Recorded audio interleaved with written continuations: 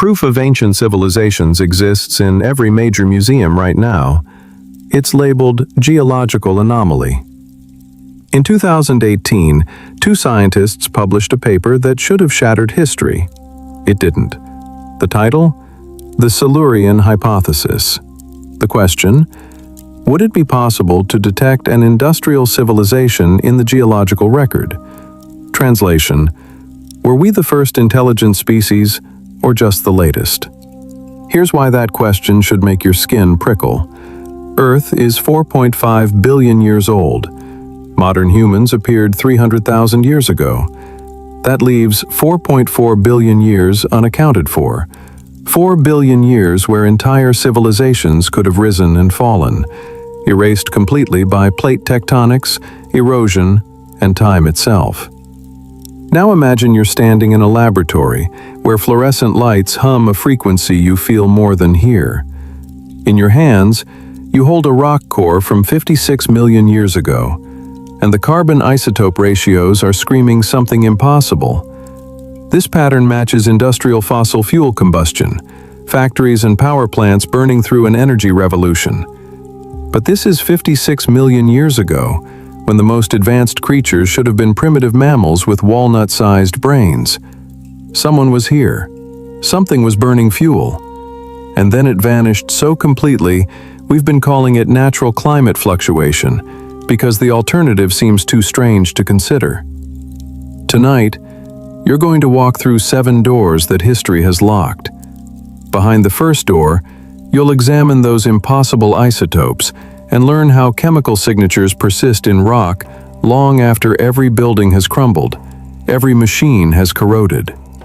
Behind the second door, you'll press your palm against an 80-ton stone statue on Easter Island, and local elders will tell you these statues walked to their positions, remnants of a Pacific civilization called Mu that sank 12,000 years ago.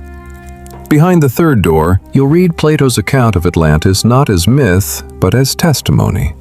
A crystal-powered civilization that mastered energy technologies we're only now beginning to understand. Behind the fourth door, you'll count 200 flood myths across every continent, all telling the same story about a deluge that drowned the old world.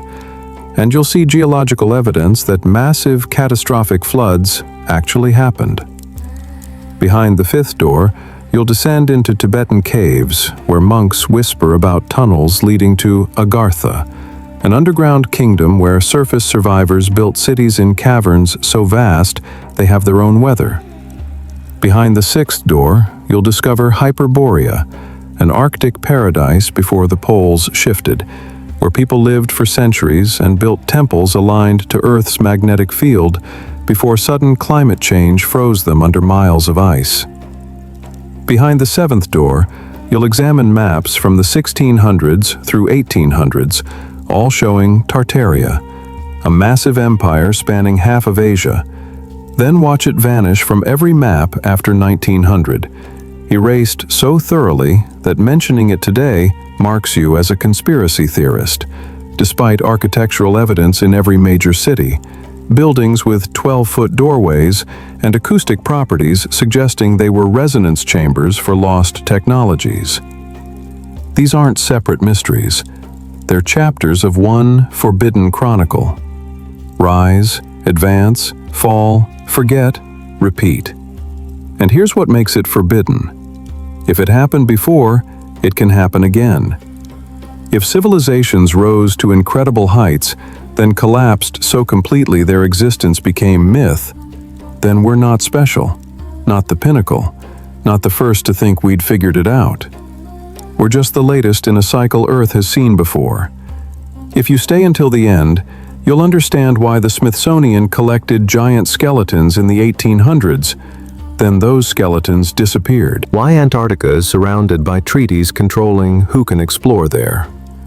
Why pyramids on 3 continents, built by supposedly unconnected cultures, follow identical mathematical ratios and stellar alignments. Why World's Fair buildings covering hundreds of acres were supposedly built in 2 years with 1890s technology, then demolished immediately. and you'll understand why all this evidence gets dismissed as coincidence. Because if you admit even one mystery points to something real, the entire narrative of human history unravels, and we must confront the possibility that we're not discovering new knowledge, we're remembering old warnings. If you're listening right now, wherever you are in the world, whether you're lying in bed as shadows move on their own, or driving through darkness where white lines hypnotize, or sitting in a quiet room trying to make sense of a world that stopped making sense, take a moment to subscribe to this channel to support us and not miss the next stories waiting for you. Because what comes next isn't just information, it's initiation into a different way of seeing, a different way of asking questions the official narrative trained you not to ask, a different way of looking at stones and maps and myths and chemical signatures and seeing not random data but a pattern, a cycle, a story Earth has been trying to tell us if we're brave enough to listen. The door is open now. You can feel cold iron under your fingers as it swings inward. The archive waits in darkness, and somewhere in that darkness, stones remember what flesh forgot. Let's begin with the deepest mystery, the one buried in chemical memory, in sedimentary layers that remember an industrial revolution when dinosaurs still walked. Let's begin with the Silurian Whisper. Chapter 1. The Silurian Whisper, When Earth Kept Secrets. You're standing in a laboratory at Columbia University on a Tuesday afternoon in late autumn, the kind of day where the light comes through windows at an angle that makes everything look slightly unreal, slightly golden, as if the world outside has decided to pretend it's not dying. The fluorescent lights above you hum at a frequency you feel more than hear, a vibration that sits just at the edge of perception, and the air carries that peculiar sterile smell of controlled environments, a mixture of cleaning chemicals and something else, something harder to define, the scent of secrets being carefully preserved. In your hands, you hold a cylinder of compressed sediment, a core sample extracted from beneath the ocean floor off the coast of New Zealand, drilled from depths where sunlight has never reached and pressure would crush a human body in seconds.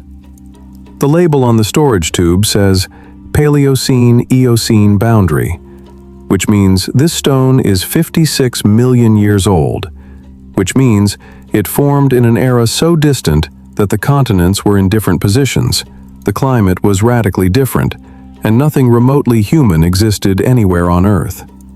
Your fingers trace the layers visible in the cross-section, each one a page in Earth's autobiography, written in sediment and chemistry, in the slow accumulation of particles settling through ancient oceans.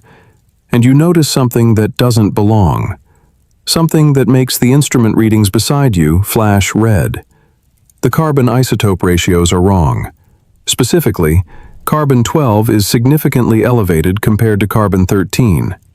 And this particular ratio, this specific signature, is something you recognize immediately because you've seen it before in modern samples, in sediment cores taken from harbors and coastlines during the Industrial Revolution, in lake beds downstream from 19th century factories.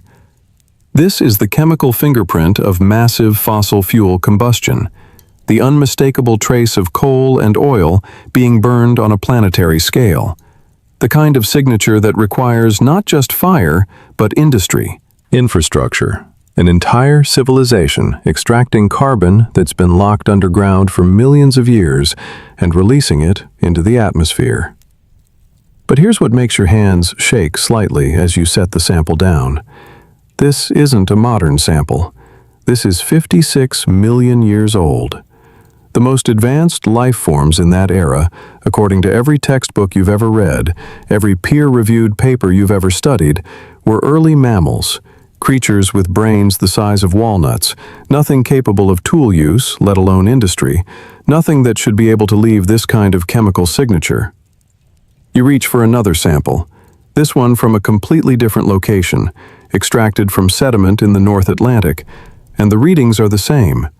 Same impossible elevation of carbon-12, same signature of industrial-scale carbon release, same chemical whisper that something happened here, something that conventional geology has been calling the Paleocene-Eocene thermal maximum, a natural climate event triggered by volcanic activity or methane release, because the alternative, the possibility that this signature comes from something else, seems too strange, too unsettling, too dangerous to consider. The lab is quiet except for that persistent hum of lights and the soft whir of refrigeration units keeping other samples preserved. And in that quietness, a thought arrives that you cannot dismiss. What if they were here? What if an advanced civilization rose 56 million years ago, built cities and factories, burned through their fossil fuels just like we're doing now, triggered a climate crisis just like we're triggering now, and then vanished so completely that every trace of their physical existence, every building and machine and piece of technology, was ground into dust and recycled by geological processes, leaving behind only this: chemical whispers in stone. Isotopic breadcrumbs that we've been misinterpreting for decades because we assumed we were the first. The conventional story of Earth's history is taught in every classroom with the confidence of settled science. 4.5 billion years ago, Earth coalesced from the debris of a dying star. For the first billion years, the planet was a hellscape of volcanic activity and asteroid bombardment. Then, life emerged, single-celled organisms that slowly, over unimaginable spans of time, evolved into more complex forms. Fish crawled onto land.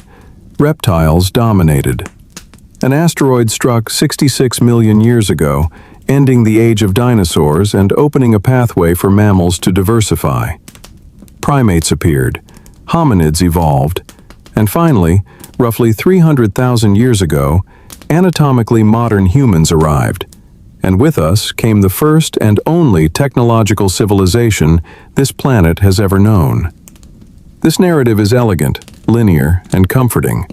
It places humans at the pinnacle of a billion-year journey, the inevitable endpoint of evolution, unique in our capacity for abstract thought, language, technology, and civilization. We are, according to this story, Earth's first and only experiment with intelligence. But this story makes a critical assumption that most people never question. It assumes that we would recognize an ancient civilization if we saw one. It assumes that advanced technology always leaves behind the kinds of traces we're familiar with: pottery shards and metal artifacts and building foundations. It assumes that geological processes, which have spent billions of years reshaping this planet's surface through plate tectonics, erosion, volcanic activity, and the constant recycling of oceanic crust, would somehow preserve clear evidence of a civilization that existed millions of years before us. In 2018, astrophysicist Adam Frank from the University of Rochester and climate scientist Gavin Schmidt from NASA's Goddard Institute teamed up to challenge this assumption. They weren't trying to prove that ancient civilizations existed. They were asking a different question entirely. If humans disappeared today, and another intelligent species evolved millions of years in the future, would they be able to detect our civilization in the geological record? Would future geologists find our skyscrapers? Would they discover our satellites? Would they recognize that an industrial, technological society once existed? The answer they arrived at was both simple and profoundly unsettling. Beyond a few million years, almost all physical evidence vanishes. Steel corrodes, concrete crumbles. Even our most durable materials, the plastics we assume will outlast everything, begin to break down within centuries under the assault of ultraviolet radiation and microbial action. Within 10,000 years, virtually nothing recognizable remains on the surface. Within 100,000 years, even our deepest mines and bunkers are compressed and altered by geological forces. Within a few million years, plate tectonics have swallowed coastal cities, erosion has ground mountain monuments to dust, and our entire civilization is reduced to a thin layer of chemical anomalies in sedimentary rock. Frank and Schmidt published their findings in a paper they titled, with a nod to science fiction, the Saluran hypothesis, named after a race of intelligent reptiles from Doctor Who supposedly evolved long before humans. The title was half-joking, but the science was deadly serious, and the implications were staggering. If our civilization would be nearly impossible to detect after a few million years, then how would we detect a civilization that existed 10 million years ago? Or 50 million? Or 100 million? The answer, they proposed, lies not in searching for buildings or machines or satellites, but in looking for chemical signatures, subtle shifts in the composition of sedimentary layers that indicate something strange happened. Something that doesn't fit the pattern of natural geological and biological processes. So what chemical signatures would an ancient industrial civilization leave behind? Frankenschmidt identified several markers that might persist even when every physical trace has been erased. First, carbon isotope excursions.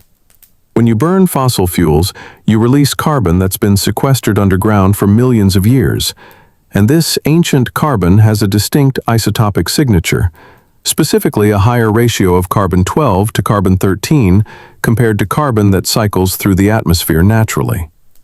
If an ancient civilization underwent an industrial revolution similar to ours, burning coal and oil to power factories and cities, they would have released massive amounts of this carbon into the atmosphere, and that signature would be preserved in sedimentary rocks and ocean floor deposits formed during their era.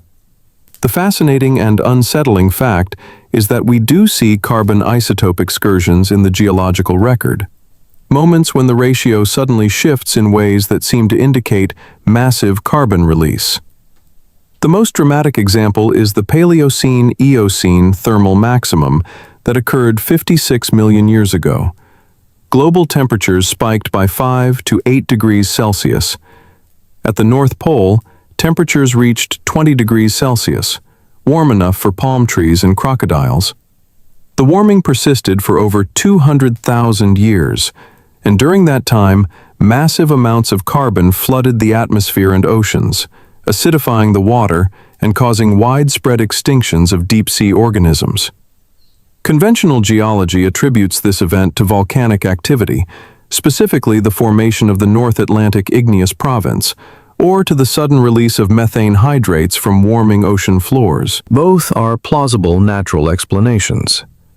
But what if the event wasn't entirely natural? What if an industrial civilization contributed to, or even triggered, the warming? Second, nitrogen isotope anomalies. Modern industrial agriculture relies on synthetic fertilizers produced through the Haber-Bosch process, which fixes atmospheric nitrogen into ammonia. This process alters the natural ratio of nitrogen-15 in soils and waterways. If ancient civilizations practiced large-scale agriculture with synthetic inputs, we might see nitrogen-15 anomalies in fossilized soils or sedimentary deposits.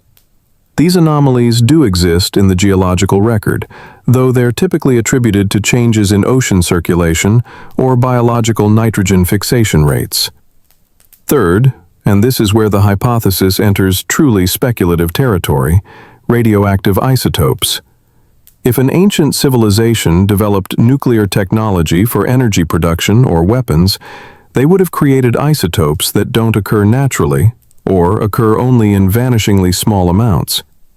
Plutonium-244, with a half-life of 80 million years, and iodine-129, with a half-life of 16 million years, would theoretically be detectable long after the civilization that created them disappeared.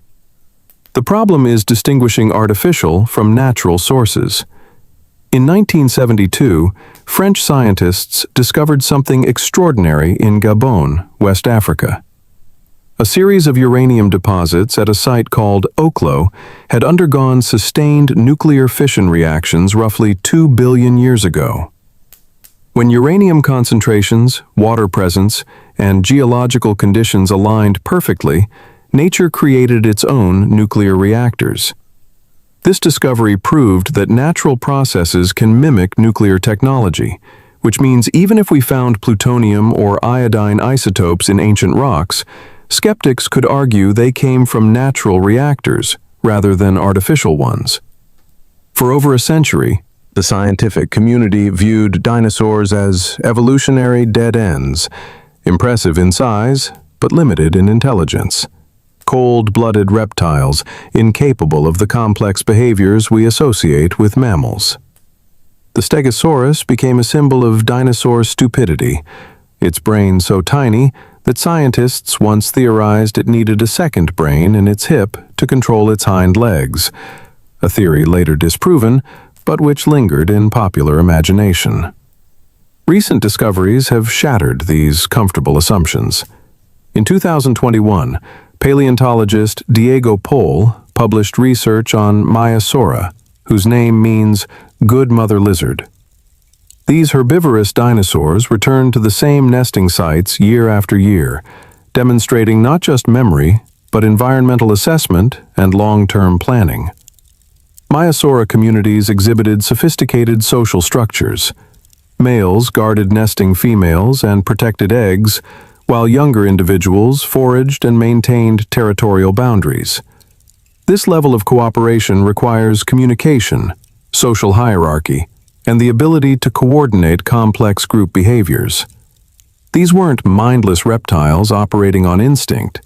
These were intelligent social animals with cognitive abilities that rival modern elephants and primates.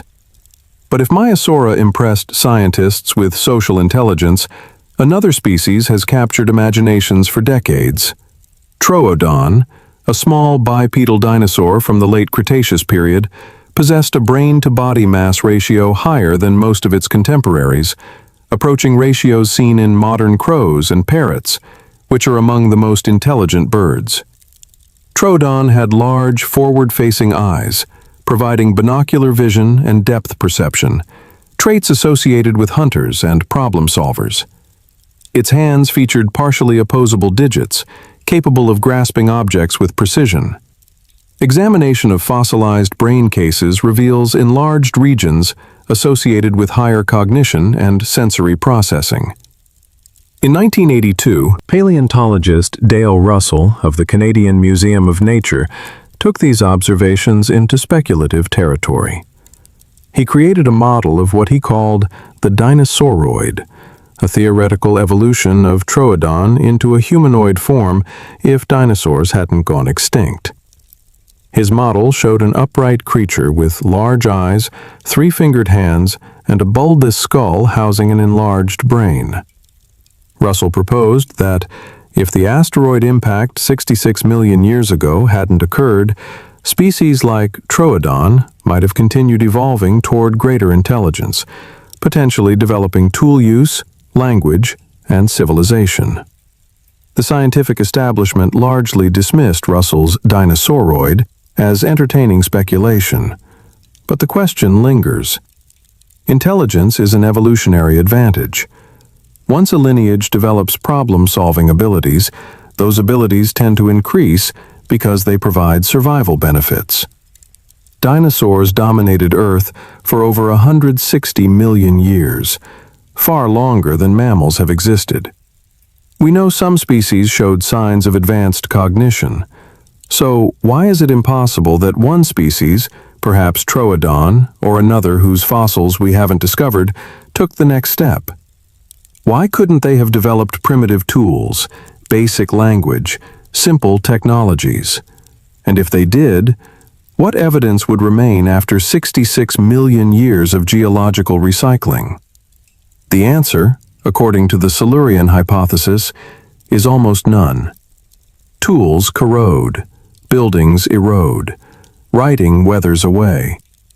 What might remain are chemical signatures, the same isotopic anomalies and carbon spikes that we've been attributing to volcanic eruptions. Because the alternative, that intelligence arose multiple times on Earth in forms so different we wouldn't recognize them, seems impossible to accept. Maybe the silence in the rocks isn't absence. Maybe it's humility. Think about what we're really asking when we search for ancient civilizations. We're asking whether intelligence is humanity's unique gift or Earth's persistent experiment. whether consciousness emerges once as cosmic accident or repeatedly across geological time with different actors each round. The Silurian hypothesis forces us to confront our own impermanence in a way that's almost unbearable. If a civilization could rise 66 million years ago and leave barely a trace, what will remain of us 66 million years from now? Your smartphone, that miracle of technology you carry everywhere, will be gone, corroded into unrecognizable compounds. The satellites orbiting Earth will decay and burn up, or drift into solar oblivion. The International Space Station will fall. The pyramids will erode into sand. Even Mount Rushmore will weather into shapeless stone. Our nuclear waste, the most persistent marker of our technological age, will fade into background radiation indistinguishable from natural sources. Future geologists might find a thin boundary layer showing elevated carbon, perhaps some plastic microparticles if they look carefully with advanced instruments, maybe a slight uptick in certain isotopes. They might call it the Anthropocene boundary and debate whether it represents natural climate fluctuation or something more. They might never know about Shakespeare or quantum mechanics, or the fact that we sent machines to other planets. Here's the deeper lesson that follows you out of that laboratory. Intelligence doesn't guarantee permanence. Technology cannot overcome the fundamental forces of geology and entropy that reshape this planet on timescales we can barely comprehend.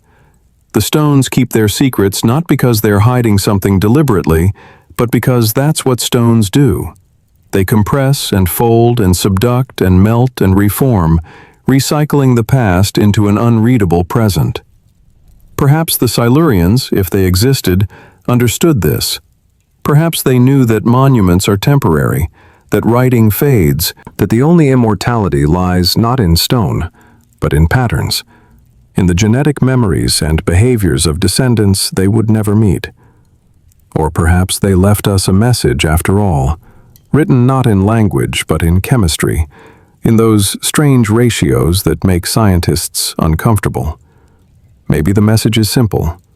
You are not the first. You will not be last. Your monuments mean less than you think. But here's the question that should follow you into sleep tonight. If they existed and vanished so completely, what makes us think we'll be any different? Are you beginning to see the pattern? Because chemical signatures and vanished dinosaurs are just the beginning of this story. The geological record whispers about possibilities, about civilizations that might have risen and fallen before memory began. But across the Pacific Ocean, another kind of evidence has been standing in plain sight for centuries. Evidence that's harder to dismiss because it's not buried in sedimentary layers or locked in isotopic ratios. It's carved in stone and weighing 80 tons. We're about to travel to one of the most remote inhabited islands on Earth, a place where the wind never stops and the ocean stretches to every horizon, a place where stone statues stand in rows like silent witnesses to something history tried very hard to forget. The local people have a name for these statues. They call them Moai. And they have a story about how the Moai reached their current positions, a story that archaeologists dismiss as folklore, but which might contain a fragment of truth about a civilization that existed before the flood, before the forgetting, before the world was remade. The path continues, and the silence has more to say, but the next chapter isn't written in laboratory instruments or carbon ratios. It's carved in volcanic rock by hands that might have belonged to the survivors of a mother civilization, a global maritime power that modern history claims never existed, despite the fact that its fingerprints appear on every continent. If this is making you question everything you learned in school, if you're feeling that particular discomfort that comes from realizing the official story has holes you could drive a civilization through, tap that like button, because what comes next will make those holes impossible to ignore. We're going to Easter Island, and we're going to ask a question that archaeology refuses to answer. Who really built the Moai, and what were they trying to tell us? The second door is opening. Can you hear the wind across the Pacific? That's the sound of Mu calling across 12,000 years of silence. Chapter 2. Mu's Silent Testimony. The Mother Continent. You're standing on Easter Island, Rapanui in the language of the people who live here, and the wind is relentless, carrying salt spray from an ocean that stretches 3,000 miles in every direction before it touches another shore. The nearest inhabited land is Pitcairn Island, over 1,000 miles away. The nearest continent is South America, 2,300 miles to the east. This is one of the most isolated places humans have ever chosen to live, a volcanic speck in the vastness of the Pacific. And yet here, scattered across the island like pieces of a puzzle someone tried very hard to destroy, stand nearly 900 stone statues, weighing between 10 and 80 tons each. Your hand rests against one of them now, a Moai called Paro, and the volcanic tuff is rough under your palm, warm from absorbing sunlight all day, and you can feel something in the stone that's hard to articulate, a presence, a weight that has nothing to do with the 82 tons of carved rock towering above you. The statue has a face that's somehow both human and not human, features that suggest intelligence and sadness in equal measure, and it's staring inland, away from the ocean, as if watching for something that never came, or warning against something that might return. The Rapanui people have stories about these statues, stories that archaeologists dismiss as mythology, but which the elders still tell with absolute conviction.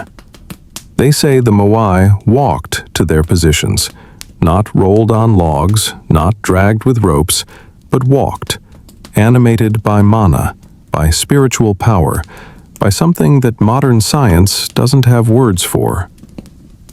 You kneel down, running your fingers along the base where the statue meets its platform, the ahu, and you notice something that makes your skin prickle, the same way those impossible carbon isotopes did in the Columbia laboratory.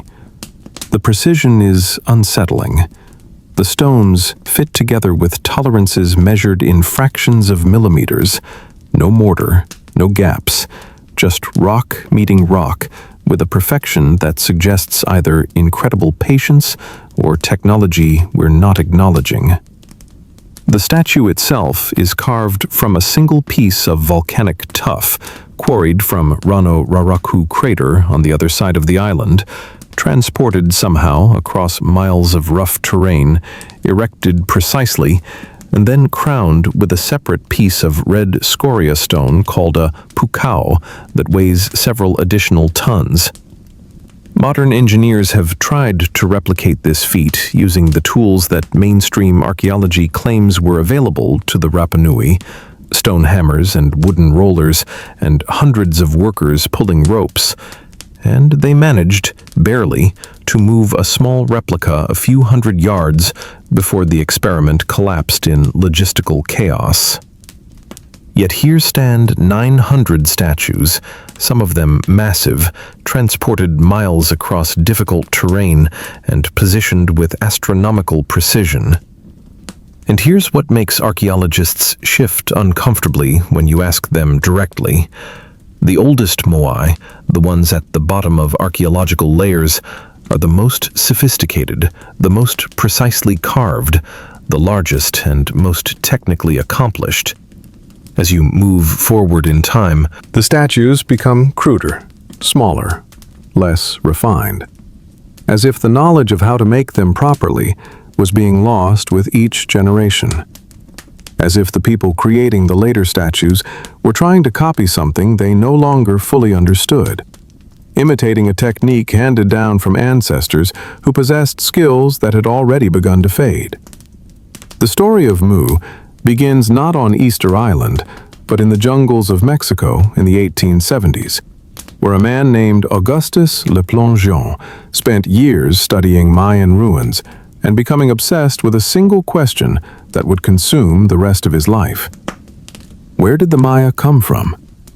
Le Plongeon was an archaeologist, though not in the modern academic sense, more of an adventurer scholar in an era when such things were still possible.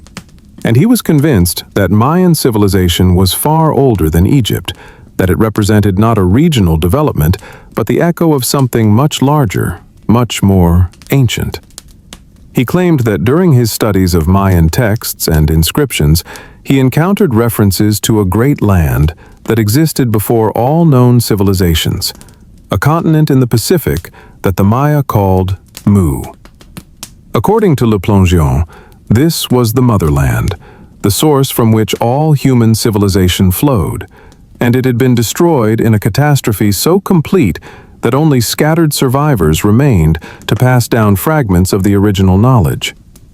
The academic establishment dismissed Le Plongeon as a crank, but his ideas caught the imagination of another man, a British writer and inventor named James Churchward, who in 1926 published the first of 3 books that would bring the legend of Mu to a global audience: The Lost Continent of Mu, The Children of Mu, and The Sacred Symbols of Mu. Churchward's story was extraordinary and specific enough to be either completely fabricated or based on something real.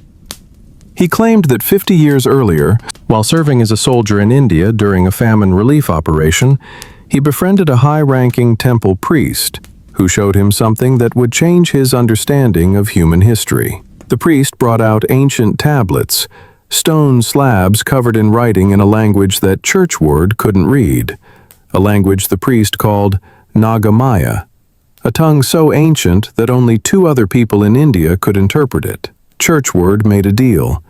Teach me this dead language, and I will help preserve and catalog these tablets for you. The priest agreed, and over months of study, Churchward claimed he learned to read the inscriptions. What he found, he said, was the history of humanity's true origin.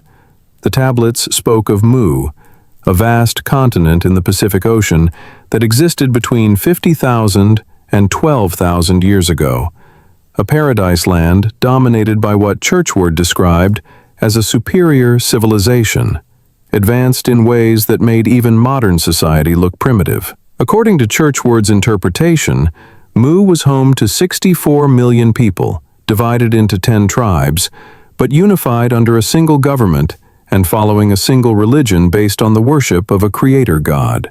The continent stretched from the Marianas in the west to Easter Island in the east, from Hawaii in the north to Mangaia in the south, larger than South America, blessed with fertile plains, great rivers, and abundant natural resources. The Nagal, as Churchward called the people of Mu, built 7 major cities with colonies extending to other continents, and they possessed knowledge of astronomy, navigation, architecture, and sciences that wouldn't be rediscovered for thousands of years after Mu's destruction. But every paradise has an ending, and Mu's ending was apocalyptic. Churchward claimed the tablets described the destruction in vivid, terrifying detail. 12,000 years ago, a series of massive earthquakes struck the continent with unprecedented violence. The ground split open, volcanic eruptions darkened the sky.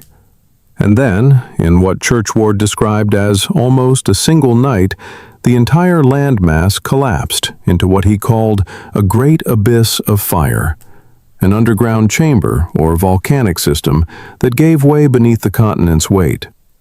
Mu sank into the Pacific, and 50 million square miles of ocean rushed in to cover it, drowning 64 million people and erasing nearly every trace of their civilization.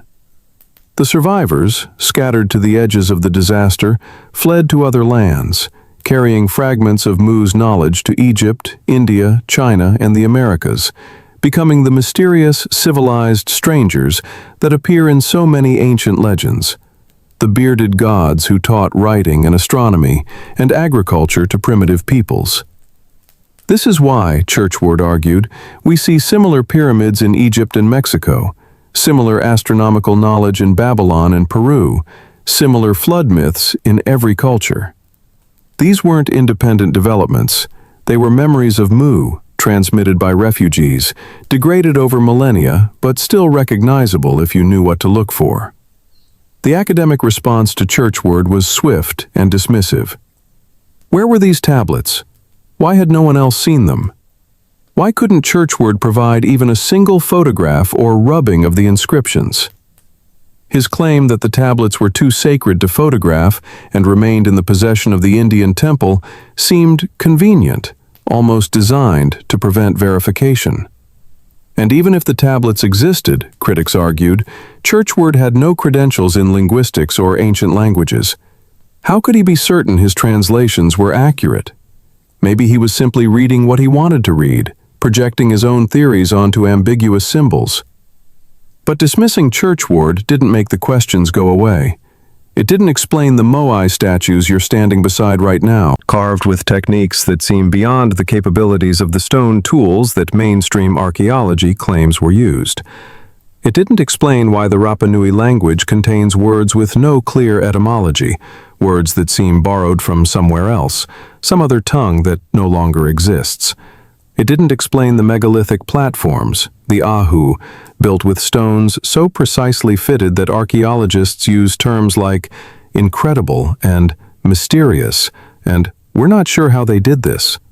And it certainly didn't explain the pattern that appears when you look at ancient structures around the Pacific Rim, from Easter Island to Japan to Peru, massive stone constructions built by supposedly unconnected peoples who somehow all developed similar techniques for moving and placing stones that weigh hundreds of tons, all aligned to astronomical features with precision that requires sophisticated mathematical knowledge, all decorated with similar motifs and symbols that suggest, if not direct contact, then at least a shared origin, a common source from which all these cultures drew their foundational knowledge. The Moai are the most visible evidence, but they're not the only mystery on Easter Island. There's the Rongorongo script, a system of glyphs carved on wooden tablets, and despite decades of study by linguists, it remains mostly undeciphered.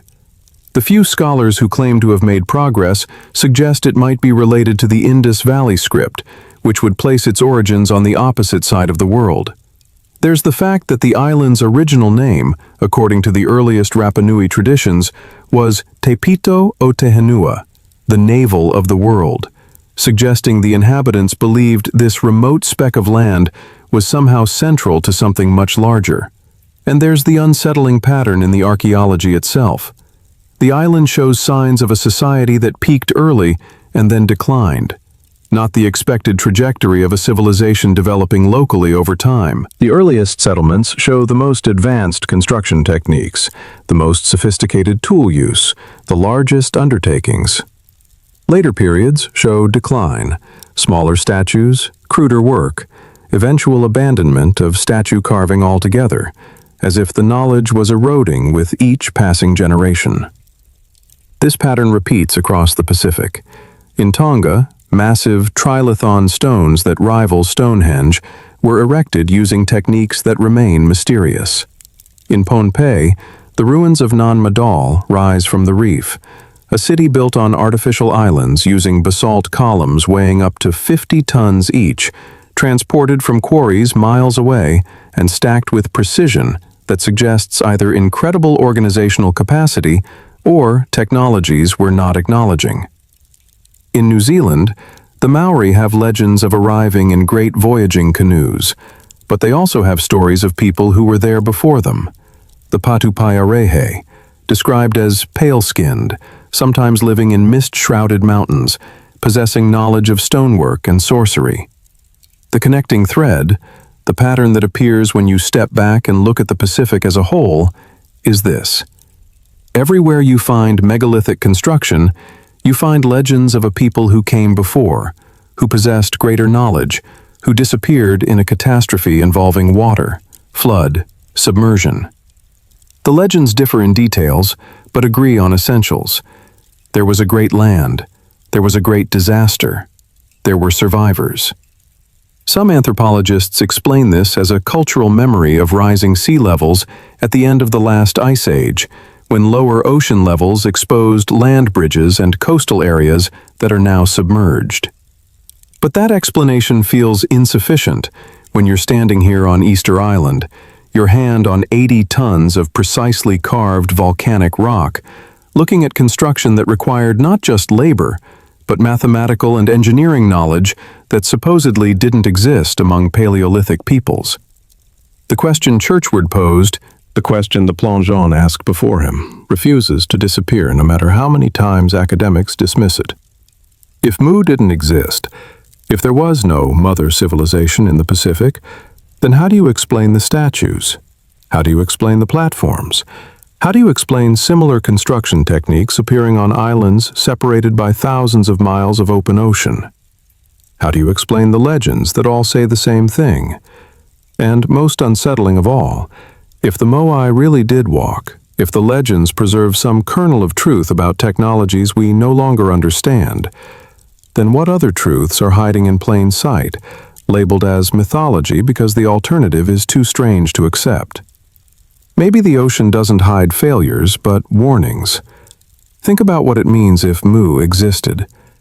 64 million souls don't vanish without teaching something to the survivors, without leaving traces that persist across millennia, even when the land itself is gone. The Rapanui people say their ancestors came from a place called Hiva, a homeland that sank beneath the waves, and they carved the Moai not as decorations or totems, but as anchors, as physical connections to the spirits of those ancestors, as reminders that civilization is fragile, and the ocean is patient, and what seems permanent can disappear in a night. What if the real message of the Moai isn't about how they were built, but why? What if these statues, staring inland with their backs to the sea, are memorials to a drowned world, markers placed by survivors who wanted to ensure their descendants would never forget what the ocean took? The pattern that emerges when you study Mu isn't just about a lost continent. It's about the cyclical nature of civilization itself. Societies rise, accumulate knowledge, build monuments that seem eternal.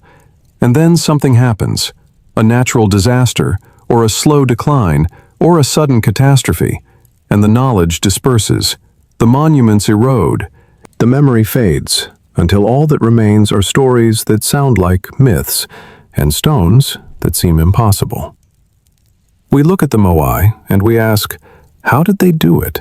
As if the answer is a technical problem to be solved with the right number of ropes and workers. But maybe the question should be, why did they stop? What happened between the era of the great statues and the era of crude imitations? What knowledge was lost? And, most importantly, what were the people of Easter Island trying to preserve by carving these giants, by positioning them so precisely, by maintaining them across generations until the society that created them could no longer sustain the effort? Maybe Mu didn't disappear. Maybe it dispersed, spread across the Pacific in canoes, carrying fragments of the whole, pieces of a pattern that we're only now beginning to see when we stop dismissing the legends and start asking what they're trying to tell us. The stones know. The ocean knows. And somewhere beneath 50 million square miles of water, the ruins of a mother civilization wait in darkness, in silence, in the cold pressure where sunlight never reaches, holding secrets that geology will keep for a few million years more before plate tectonics finally grinds them into unreadable dust. Can you feel it now? The pattern emerging across time and ocean. Because Mu isn't the only drowned civilization whispering from beneath the waves. The Pacific holds its secrets, but the Atlantic has been keeping an even older story, one that a Greek philosopher wrote down 2,400 years ago with such specific detail that engineers still study his measurements. A story about crystal towers and concentric rings of land and water, about a civilization that mastered energy in ways we're only now beginning to understand. We're about to leave the wind and salt spray of Easter Island and travel in time to ancient Athens, to a moment when an old man named Plato sat down to write what everyone assumed was fiction, an allegory about the ideal state, a philosophical thought experiment with no basis in reality. Except Plato insisted it wasn't fiction. He claimed the story came from Egyptian priests, who kept records going back 9,000 years, priests who remembered what the Greeks had forgotten, who preserved the memory of a war between Athens and an empire that shouldn't have existed. an empire that sank beneath the Atlantic in a single day and night of earthquakes and floods. If you're starting to see connections between the Moai and what comes next, if you're beginning to wonder whether these drowned civilizations might have known each other, might have been part of a single global maritime culture that predated everything we're taught in school, then you're asking the right questions. Hit that subscribe button, because what comes next will make those connections impossible to ignore.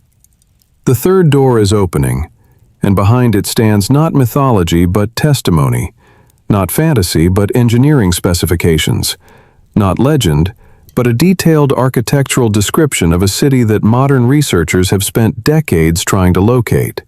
Because, despite what the textbooks say, more and more evidence suggests it was real. Welcome to Atlantis. Chapter 3. Atlantis Awakens. The Crystal Civilization. You're sitting in a library in Athens on a winter evening, the kind of night when the city feels ancient again, when the modern noise fades and you can almost hear the voices of philosophers who walked these streets 2,400 years ago. In front of you lies a translation of Plato's dialogues, Timaeus and Critias, texts that every scholar tells you are fiction, philosophical allegories about the ideal state, with no basis in historical reality. But as you read by lamplight, as the words take shape in your mind, something doesn't feel like fiction. The details are too specific, the measurements too precise, the geographical descriptions too careful. Plato writes that an Egyptian priest told the Greek statesman Solon about a war that happened 9,000 years before their conversation, a war between ancient Athens and a powerful empire that no longer exists. The priest describes this empire with the kind of specificity that makes your pulse quicken. He gives dimensions for the island, measurements for the city, descriptions of natural resources, details about climate and agriculture and military organization. This doesn't read like mythology. This reads like a geographic survey. The empire was called Atlantis, and according to the priest's account, it lay beyond the Pillars of Heracles, what we now call the Strait of Gibraltar, in the Atlantic Ocean. The main island was larger than Libya and Asia combined, which in ancient terms meant a landmass of staggering size. The capital city was built in a precise pattern of concentric circles, alternating rings of land and water, connected by bridges and tunnels, with a central island that housed the royal palace and the temple to Poseidon. You lean closer to the text, and the architectural descriptions become almost overwhelming in their detail. The outer wall was covered in brass, the middle wall in tin. The inner wall, surrounding the citadel itself, was coated in orichalcum, a metal that Plato says gleamed like fire and was second in value only to gold. Modern scholars assume orichalcum is mythical, but recent underwater excavations off Sicily discovered ingots of a copper-zinc alloy that matches ancient descriptions, suggesting the metal was real, and the ancients knew metallurgy we assumed they didn't possess. The palace, according to Plato's account, was a marvel of engineering. Hot and cold springs provided water, channeled through an advanced plumbing system. Gardens surrounded the royal residence. The temple to Poseidon featured a statue of the god standing in a chariot pulled by winged horses, so large it touched the ceiling, surrounded by golden statues of the 100 Nereids riding dolphins. Outside the city proper, the island was divided into zones with mathematical precision, a plain stretching over 300 miles long and 200 miles wide, surrounded by mountains that protected it from northern winds. Canals connected the city to the sea. An enormous harbor accommodated ships from across the known world.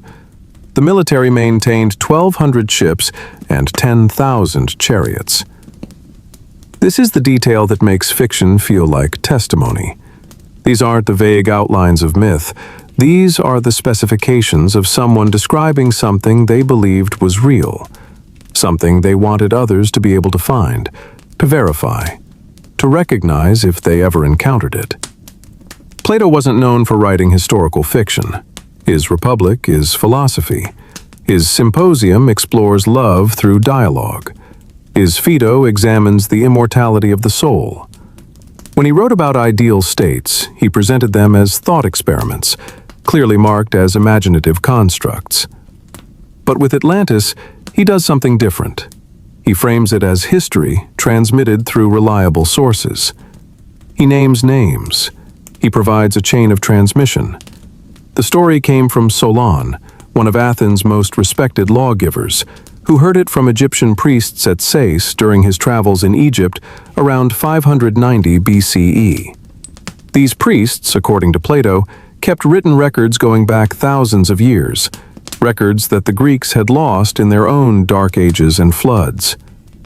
The priests told Solon that Athens itself was far more ancient than the Greeks remembered, that there had been a great Athenian civilization 9,000 years before their conversation, a civilization that fought a war against Atlantis when the Atlantic Empire tried to conquer the Mediterranean. Athens won the war, but shortly afterward both civilizations were destroyed in a series of catastrophic earthquakes and floods. Athens survived only as a remnant, its history forgotten, its achievements erased. Atlantis fared worse. In a single day and night, the entire island sank beneath the ocean, leaving behind only a memory preserved in Egyptian archives. What makes this account compelling isn't just the detail, but the way Plato presents it. In Timaeus, Critias, the character relating the story, says explicitly that this is not fiction. He insists it's true history, strange but verifiable if anyone cared to check the Egyptian records. Plato could have framed Atlantis as a parable, a what-if scenario, but instead, he goes out of his way to claim it actually happened. Why would he risk his credibility as a philosopher unless he believed the story? Critics argue that Plato invented Atlantis to make a political point about hubris and the corruption of ideal states. They point out that many details sound too convenient, too perfectly designed to illustrate his philosophical arguments. But this criticism assumes Plato was primarily a fiction writer, when in fact he was a philosopher who valued truth above rhetoric, who built his entire system on the idea that the physical world reflects deeper realities. Would such a thinker really invent an elaborate historical hoax and present it as truth? And if he did invent it, why did he provide so many verifiable details, measurements that engineers could work with, geographical descriptions that researchers could use to search for the actual location? The simpler explanation, the one that makes Atlantis researchers uncomfortable and mainstream archaeologists dismissive, is that Plato wrote what he believed to be true. He recorded a story transmitted through credible sources, a story about a civilization that existed and fell, and he provided enough detail that future generations could evaluate the evidence themselves. But Plato's account, as detailed as it is, doesn't mention the element of Atlantis that has captured imaginations most powerfully in modern times: the crystal technology. This part of the Atlantis story comes not from ancient Greek sources, but from early 20th century researchers, psychics, and theorists who claim to access Atlantean knowledge through meditation, channeling, or interpretation of obscure texts. The most influential of these was Edgar Cayce, the so-called sleeping prophet, who between 1923 and 1944 gave thousands of readings while in trance states, many of them describing Atlantis in vivid detail. According to Cayce, Atlantis wasn't just an advanced civilization in the sense of having good government and impressive architecture. It was technologically sophisticated beyond anything we've achieved, and the key to their technology was crystals. Cayce described enormous crystal structures that Atlanteans called firestones, massive quartz formations that were somehow tuned to collect and focus energy from the sun, from Earth's magnetic field, even from what he called the cosmic forces. These crystals powered the entire civilization without burning fuel, without creating pollution, providing unlimited clean energy for cities, vehicles, and devices we would recognize as incredibly advanced. The crystals did more than provide power. According to Cayce's readings, they were used for healing, for communication across vast distances, for what we might call consciousness enhancement or telepathy. Atlantean physicians used smaller crystals tuned to specific frequencies to treat disease by correcting imbalances in the body's energy field. Atlantean engineers used them to cut stone with precision that makes modern laser cutting look crude.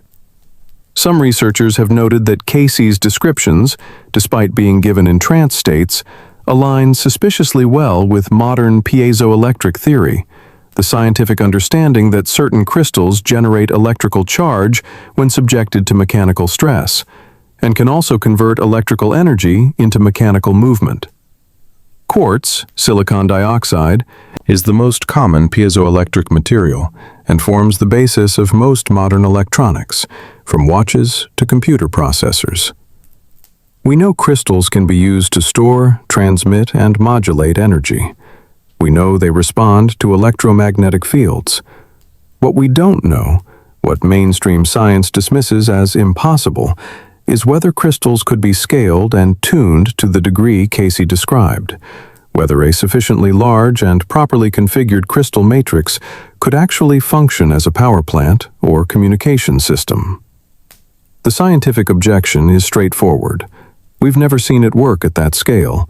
We don't have evidence that ancient peoples possessed the knowledge to tune crystals with such precision, and extraordinary claims require extraordinary evidence. But the counter-argument is equally straightforward.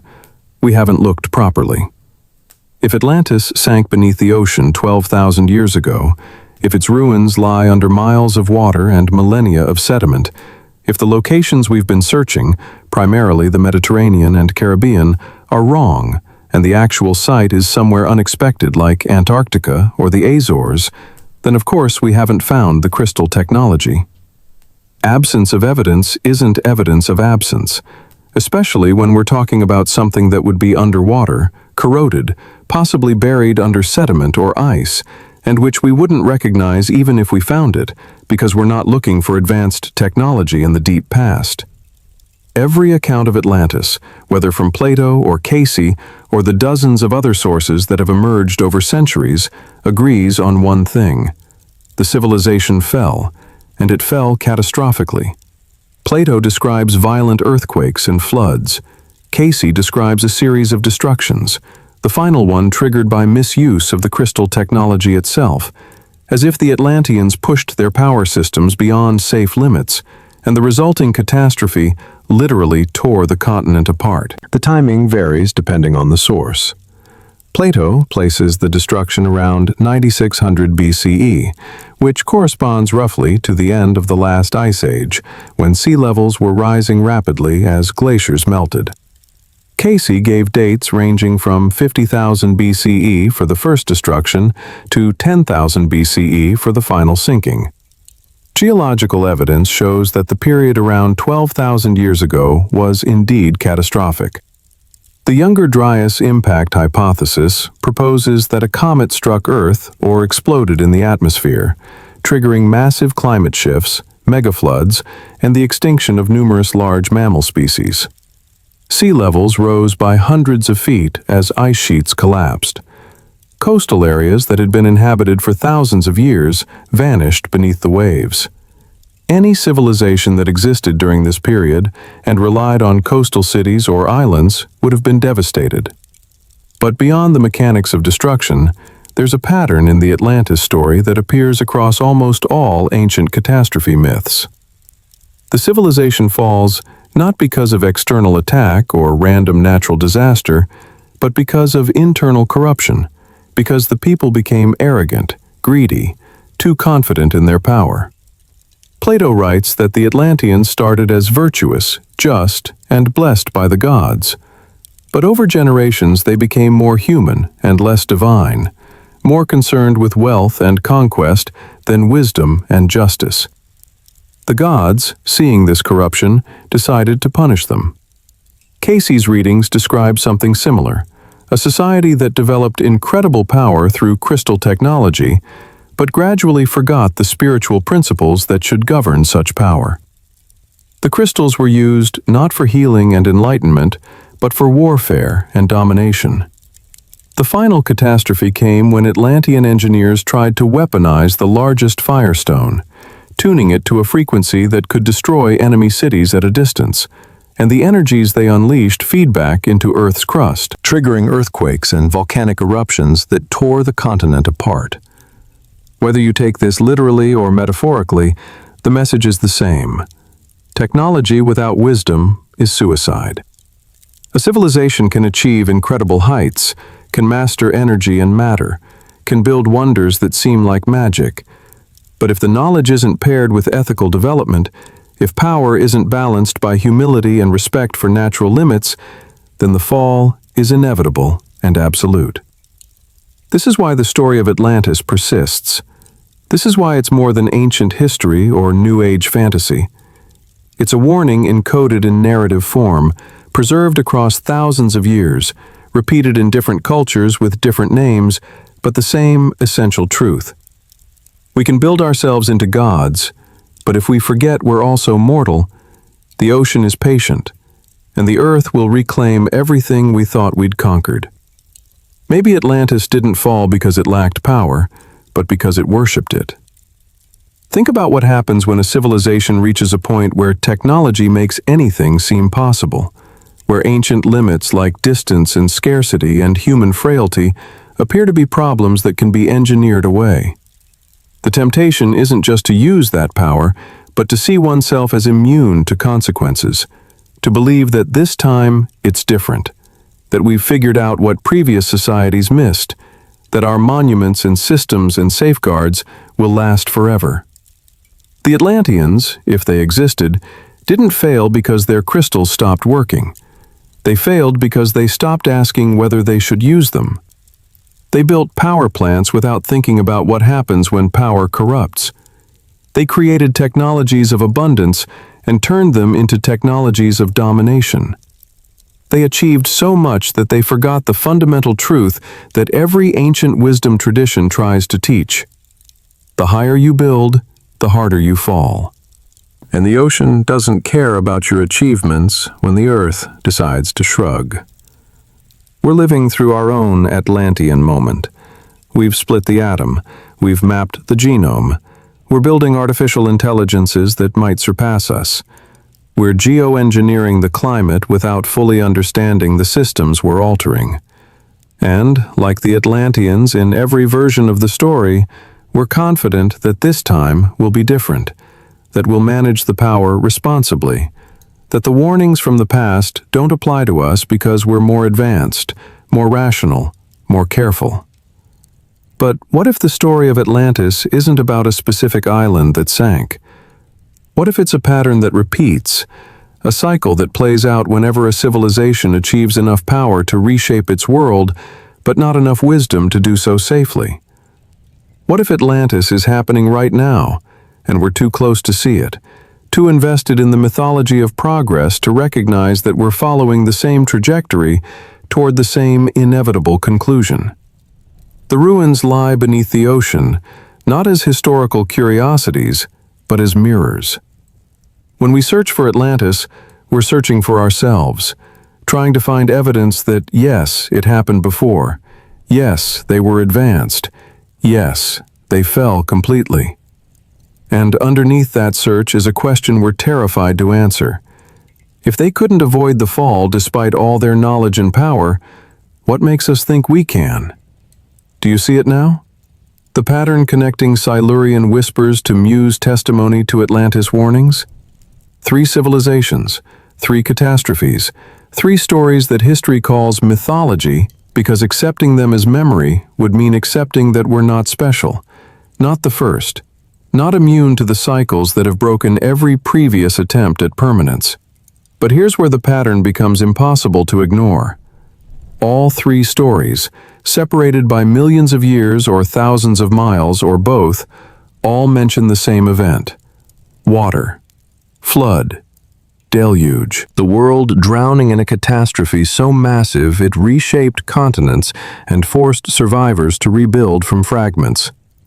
We're about to examine that flood, not as religious allegory or regional disaster, but as geological fact, as an event so widespread and devastating that 237 cultures independently recorded it, preserved it, passed it down through enough generations that it survived into the age of writing.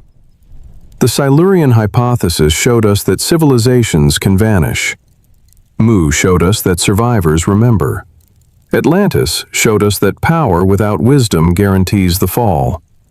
Now we're going to see what happens when the fall comes, when the ocean rises and the ice melts, and everything humanity built gets erased in a span of time so short it might as well be an instant. If you're feeling that weight in your chest, that sense that everything you thought was solid is actually hanging by threads over an abyss, you're exactly where you need to be. Drop a comment telling me which lost civilization fascinates you most, because what comes next will show you they're all connected by water and memory, and the stubborn human insistence on rebuilding, even when the flood proves we probably shouldn't. The fourth door is opening, and behind it, the rain is already falling. Welcome to the Deluge. Chapter 4. The Deluge Decoded. When Heaven Wept. You're standing in a university archive room, surrounded by flood myths collected from every inhabited continent, and the pattern is so overwhelming, it makes your hands shake slightly as you turn the pages. Each culture tells the story differently. The names change, the gods vary, the survivors differ. But the core narrative repeats with such consistency that dismissing it as coincidence requires more faith than accepting it as memory. In front of you lies the Epic of Gilgamesh, carved in cuneiform on clay tablets 4,000 years old, describing how Utnapishtim was warned by the god Ea that a great flood would destroy humanity, how he built a massive boat and sealed it with pitch, how he brought aboard his family and representatives of every living creature, how the rains came for 6 days and 7 nights until the entire world was covered with water, how his boat finally rested on a mountain and he sent out birds to find dry land. You set it aside and pick up a translation of the Hindu Matsya Purana, written thousands of miles away in a completely different language and culture. Here the survivor is Manu, warned by the fish avatar of Vishnu that a deluge will cleanse the world, instructed to build a boat and preserve the seeds of all living things, saved when the fish tows his vessel to safety on a mountaintop as the waters cover everything. Next, you examine transcriptions of oral traditions from the Ojibwe people of North America, who speak of Nanabojo, warning a good man to build a raft before the waters rise. Stories preserved through countless generations before any European contact, before any chance to borrow from Middle Eastern mythology. Then the Maori accounts from New Zealand, describing how Tawaki survived a great flood sent to punish humanity. The Inca legends of Viracocha destroying the world with flood and saving only a few to repopulate. The Greek myth of Deucalion and Pyrrha, the only survivors when Zeus floods the earth. The Aztec story of Coxcoxtli, who survives with his wife in a cypress log during the flood that ends the fourth sun. You spread the documents across the table, dozens of them, from cultures separated by oceans and centuries and thousands of miles of geography, and the similarities are staggering. A divine warning, a chosen survivor or family, instructions to build a vessel, animals saved, birds sent to find land, water covering mountains, a mountaintop refuge, a new beginning. 237 documented cultures have some version of this story, and they all agree on the fundamentals, even when they disagree on details. This isn't the kind of pattern that emerges from independent invention. This is the kind of pattern that emerges from shared experience, from an event so traumatic and widespread that every surviving culture preserved it, encoded it, passed it down as the most important story they knew, because it explained why the old world ended and the new world began. Mainstream archaeology explains this away by saying floods happen regularly, that every culture experiences local flooding and naturally develops myths around it. But that explanation falls apart when you look at the specifics. These aren't stories about rivers overflowing or coastal storms. These are stories about the entire world drowning, about water covering the highest mountains, about an event so complete that only those who received divine warning and took extraordinary precautions survived. You can feel the weight of what you're holding. These aren't myths in the sense of invented stories designed to teach moral lessons. These are memories, traumatic cultural memories of an event that actually happened, an event so devastating that it became the reference point for every disaster that came after, the flood against which all other floods are measured. For most of the 20th century, geologists dismissed flood myths as exaggerations of local events. But in the 1920s, a man named J. Harlen Bretz began studying a bizarre landscape in eastern Washington state that would eventually force science to reconsider. The channeled Scablands, as they came to be called, are a geological nightmare, a terrain that looks like it was carved by violence on an unimaginable scale. Bretz saw features that shouldn't exist. Dry waterfalls 5 times the height of Niagara, channels carved through solid basalt hundreds of feet deep, enormous ripple marks the size of 3-story buildings, and massive boulders weighing tons scattered across the landscape as if tossed by a giant. His conclusion was radical and initially met with ridicule. The Scablands had been carved not by gradual erosion over millions of years, but by a catastrophic flood. A wall of water moving at highway speeds, carrying ice and boulders and debris, stripping away hundreds of feet of soil and rock in a matter of days. The establishment rejected his theory for decades because it violated the fundamental principle of uniformitarianism, the idea that geological processes happen slowly and gradually. Catastrophism was considered bad science, a return to biblical literalism. But Bretz was right. Eventually, evidence accumulated that during the last ice age, a massive ice dam in Montana repeatedly formed and failed, releasing Lake Missoula, a body of water containing more volume than Lakes Erie and Ontario combined, in sudden, catastrophic floods that raced across Washington at speeds exceeding 60 miles per hour, with peak discharges that equaled the combined flow of all the rivers in the world.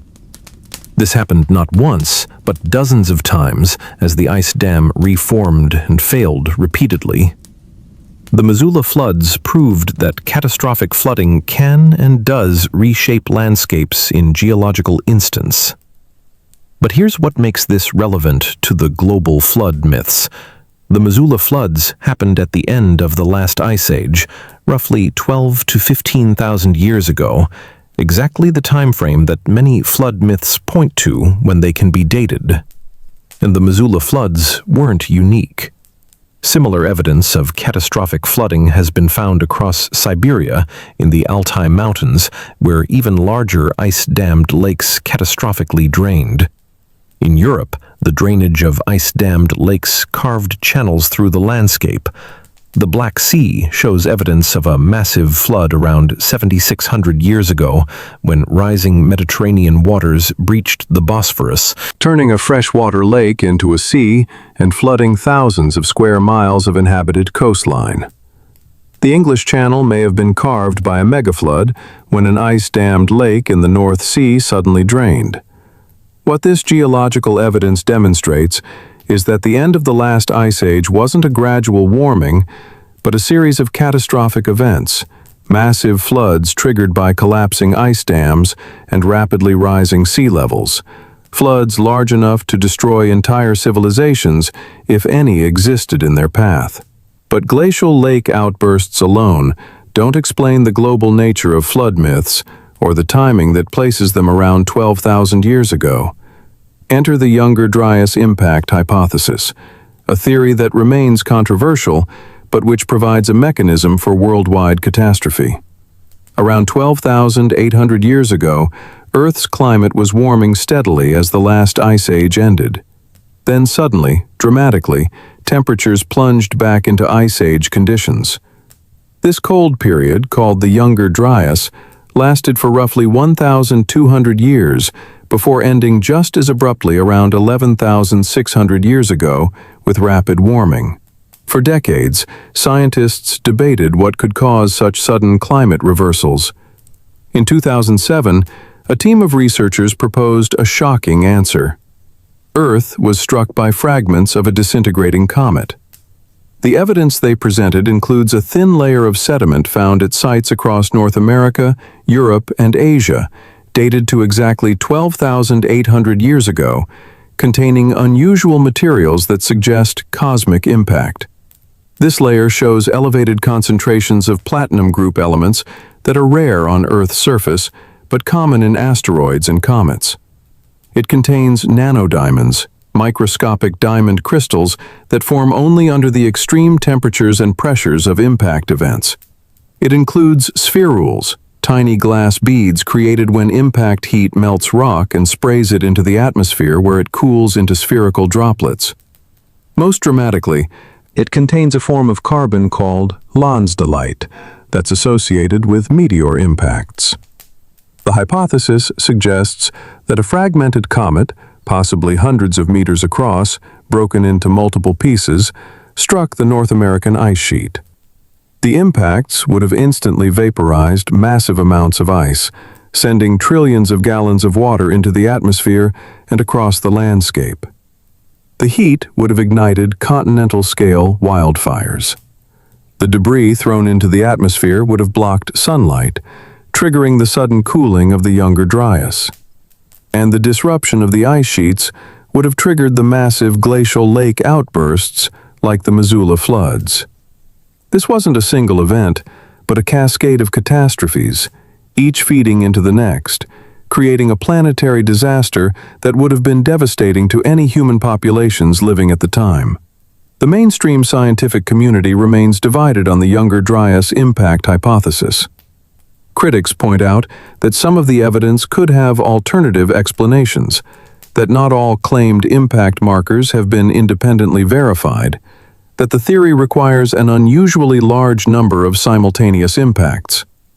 But proponents continue finding supporting evidence, including possible impact craters in Greenland buried under ice that date to the right time period. What's undeniable is that something dramatic happened around 12,800 years ago. Megafauna across North America went extinct within a narrow time window. The Clovis culture, which had spread across the continent, suddenly disappeared. Climate shifted violently, and if you accept the possibility of cosmic impact triggering massive floods, suddenly the global distribution of flood myths makes perfect sense. This wasn't a localized event that somehow inspired similar stories across unconnected cultures. This was a worldwide catastrophe that every surviving human population experienced and remembered. But beyond the catastrophic events of the Younger Dryas, there's another flood that happened more gradually, but with equally devastating effects on human civilization: the post-glacial sea level rise that continued for thousands of years as the ice sheets melted. At the peak of the last ice age, roughly 20,000 years ago, sea levels were 300 to 400 feet lower than today. Vast areas of continental shelf that are now underwater were dry land, habitable and, in many cases, inhabited. The Persian Gulf was a river valley. The Mediterranean was smaller. Indonesia and mainland Asia were connected by land. Britain was attached to Europe. The Bering Land Bridge connected Asia and North America. As temperatures warmed and ice melted, these coastal areas flooded, not all at once but in pulses, some gradual and some catastrophic, over a period of 10,000 years. Any civilizations that had developed in these coastal areas, and coastal areas are where civilizations typically develop because of access to water, fishing, and trade routes, would have been forced to retreat inland or perish. In the last few decades, underwater archaeology has begun revealing what was lost. Off the coast of India, in the Gulf of Khambhat, sonar surveys have identified structures that appear artificial, including what look like building foundations, streets, and geometric patterns, at depths suggesting they were above water until roughly 9,000 years ago. The structures are controversial, with some researchers claiming they're natural geological formations, but the geometric regularity and the presence of what appear to be worked stones suggests human origin. Off the coast of Japan, the Yonaguni Monument presents similar mysteries: underwater stone formations with right angles, flat surfaces, and what appear to be carved steps and terraces. Discovered in 1987 by a dive operator, Yonaguni has been the subject of intense debate. Mainstream archaeologists generally classify it as a natural formation, eroded into unusual shapes by ocean currents. But marine geologist Masaaki Kimura, who has studied the site extensively, argues that the precision of the angles and the presence of what appear to be tools, marks, and artificial modifications indicate human construction. In India, the legendary city of Dwarka, described in Hindu texts as the kingdom of Lord Krishna before it was swallowed by the sea, was long considered purely mythological until underwater excavations in the Gulf of Kutch discovered stone structures, anchors, and artifacts suggesting a substantial settlement that was submerged. The timing of submersion matches the period of rapid sea level rise. The pattern repeats across the world. Underwater structures off Cuba, massive stone formations in the Bahamas, submerged ruins in the Mediterranean, all pointing to the same conclusion. There were human settlements in areas that are now underwater, settlements that were flooded as sea levels rose, and some of these settlements may have been more sophisticated than conventional archaeology acknowledges. If advanced civilizations existed during the Ice Age in the coastal areas that are now submerged, their ruins would be underwater, covered by sediment, difficult to find and harder to excavate, which means the absence of evidence isn't evidence of absence. It's evidence that we haven't looked in the right places, or perhaps haven't been willing to accept what we've found. Maybe the flood didn't just destroy civilizations, it destroyed continuity, the thread that connects past to present and allows knowledge to accumulate across generations. Think about what happens when catastrophe strikes, not gradually but suddenly. When the water rises faster than people can adapt, when entire populations are forced to abandon their cities, their farms, their libraries and workshops, and all the accumulated knowledge of centuries, just to survive. The survivors scatter. They retreat to high ground. They start over with nothing but the memories they carry and the skills they can pass down orally, because writing requires stability, requires materials and time, and a society complex enough to maintain literacy. Within a generation, maybe two, the detailed knowledge is gone. You remember that there were great cities, but not how to build them.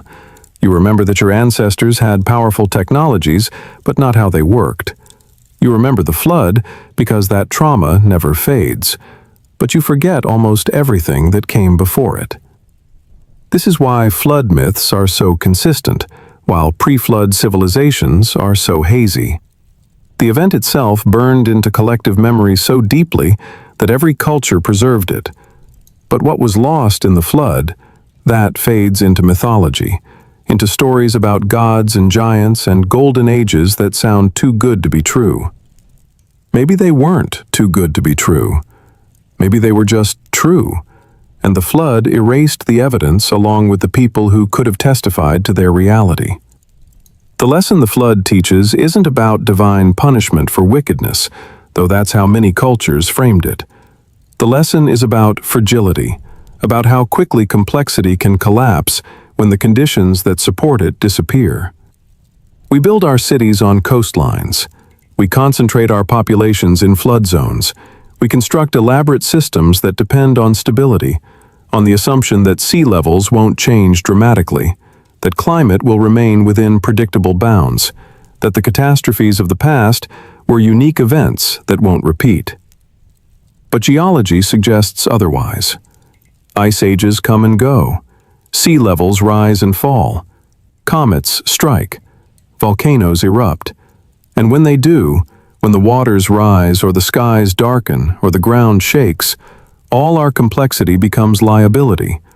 All our sophistication becomes vulnerability. And the survivors are the ones who can let go of everything except the memory, the story. The warning passed down so that maybe, just maybe, the next civilization will be wiser. Can you feel the water rising now? 4 doors opened, 4 civilizations examined, and every single one ends the same way. Drowning, sinking, vanishing beneath waves that history calls myth until geology proves them memory. The Silurian hypothesis showed us that time erases everything. Mu showed us that survivors build monuments to what was lost. Atlantis showed us that power without wisdom guarantees the fall. And now the flood has shown us that when the fall comes, it comes for everyone, indiscriminately, washing away the advanced and the primitive alike, leaving only fragments for those who come after to misinterpret as legend. But here's where the story takes its strangest turn. Some of the myths say not everyone drowned. Some stories speak of survivors who didn't just retreat to high ground and start over, but who went down, deep into the earth where the waters couldn't reach, where they built new cities in caves and tunnels and vast underground spaces, where they wait still, hidden from the surface world that forgot them. This sounds like fantasy until you start examining the evidence, the stories that appear across unconnected cultures about people who live beneath the earth. The tunnel systems that honeycomb mountains in Tibet and Peru and Turkey, the accounts from explorers and mystics who claim to have found entrances to something vast and inhabited in places where nothing should exist. If you're ready to descend, if you're prepared to consider that the strangest possibility might be the true one, then leave a like on this video, because what comes next happens in darkness, in spaces where the sun never reaches, but where some say the survivors of the surface catastrophes still preserve the knowledge that the flood tried to erase. The 5th door leads down. Can you hear it? That's not wind, that's breathing, coming from somewhere below your feet. Welcome to Agartha. Chapter 5, Agartha's Silence, the Kingdom Below. You're descending into a cave system in Tibet, following a monk whose name you don't know down a passage that grows narrower with each step, and the air is changing in ways that don't make sense. It should be getting colder as you go deeper, the temperature dropping as you leave the sun's warmth behind. But instead the air is growing warmer, almost humid, carrying scents that don't belong underground. Vegetation, something floral, a mineral tang that reminds you of hot springs. The monk's butter lamp flickers ahead of you, casting shadows that seem to move independently of the flame. And he hasn't spoken since you entered the cave mouth an hour ago, just beckoned you forward with a gesture that suggested both invitation and warning. Your hand trails along the tunnel wall, and the rock is smooth in places. Too smooth to be natural erosion, almost polished, as if countless hands have touched this same surface over centuries or millennia. You notice symbols carved into the stone, worn almost to invisibility by time, but still perceptible under your fingertips. Spirals, concentric circles, geometric patterns that appear in sacred sites across the world. The passage opens into a chamber so vast that the lamp's light doesn't reach the ceiling or the far walls, and the darkness there isn't empty. It's somehow occupied, filled with a presence that makes your skin prickle with the same instinct that made your ancestors fear the dark before they had fire. The monk finally speaks, his voice echoing strangely in the space. He says there are tunnels that go deeper, much deeper, paths that lead down into warmth instead of cold, into chambers where the air feels wrong and sounds carry in impossible ways. He says the old texts speak of kingdoms beneath the earth, cities built in caverns so large they have their own sky, their own rivers, their own sun that glows from crystals or fungi or something the texts don't have words for. He says some monks have descended and not returned. Others came back changed, speaking of things they won't repeat, carrying knowledge they refuse to share. He won't go further than this chamber, he says, but if you want to continue, if you want to see whether the stories are true, the path continues on the far side, where the darkness is deepest. You stand there in the lamplight, feeling the warm air rising from below, and you have to choose. Turn back to the surface and the safety of accepted reality, or descend into the unknown and risk finding something that will make the previous 4 mysteries seem simple by comparison. Because here's what makes your choice difficult. You've done the research. You know that stories of underground kingdoms aren't unique to Tibet. The Hindu texts describe Patala, the underworld realm of the Nagas, serpent beings who possess great wisdom and guard vast treasures. The Hopi speak of the ant people who sheltered them in underground chambers during the destruction of previous worlds. Turkish legends mention entire cities carved beneath Cappadocia, rooms stacked like honeycombs descending hundreds of feet. Plato wrote about caves and shadows and forms of reality that exist beyond what we perceive on the surface. And then there's Agartha, the most persistent legend of all, a name that appears across cultures with suspicious consistency. A hidden kingdom in the Earth's interior, where the survivors of surface catastrophes built a civilization free from war, disease, and the corruption that destroyed the world above. The modern legend of Agartha begins with a French occultist named Alexandre Saint-Yves d'Alvedre, who in 1886 published a book called Mission de l'Inde, that introduced the Western world to a concept that would obsess explorers, mystics, and conspiracy theorists for over a century. Saint-Yves claimed he learned about Agartha from an Afghan mystic he called Haji Sharif, who taught him esoteric knowledge about a vast underground kingdom ruled by what Saint-Yves called the King of the World, a spiritual and temporal leader who governed according to principles of synarchy, a system where religion, science, and politics work in perfect harmony. According to Saint-Yves, Agartha was populated by millions of people living in cities carved from subterranean rock, lit by a mysterious light source that mimicked daylight, sustained by underground rivers and vast caverns where food grew in abundance. The kingdom existed, he claimed, beneath Central Asia, accessible through hidden entrances in Tibet, Mongolia, and the Himalayas, particularly in the region around Mount Kailash, the sacred mountain that no one has ever successfully climbed and which local religions forbid anyone from attempting.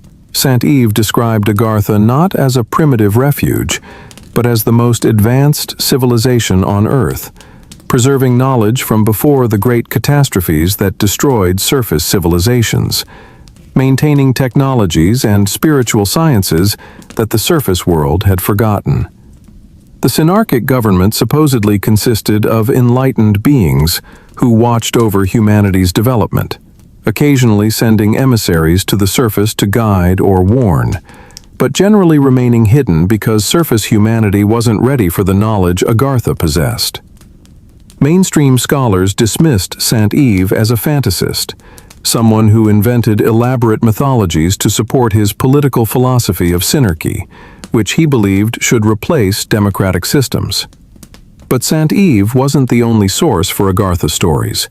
In the early 20th century, Polish explorer Ferdynand Ossendowski published a book called Beasts, Men, and Gods, describing his travels through Mongolia and Tibet in 1920 and 1921.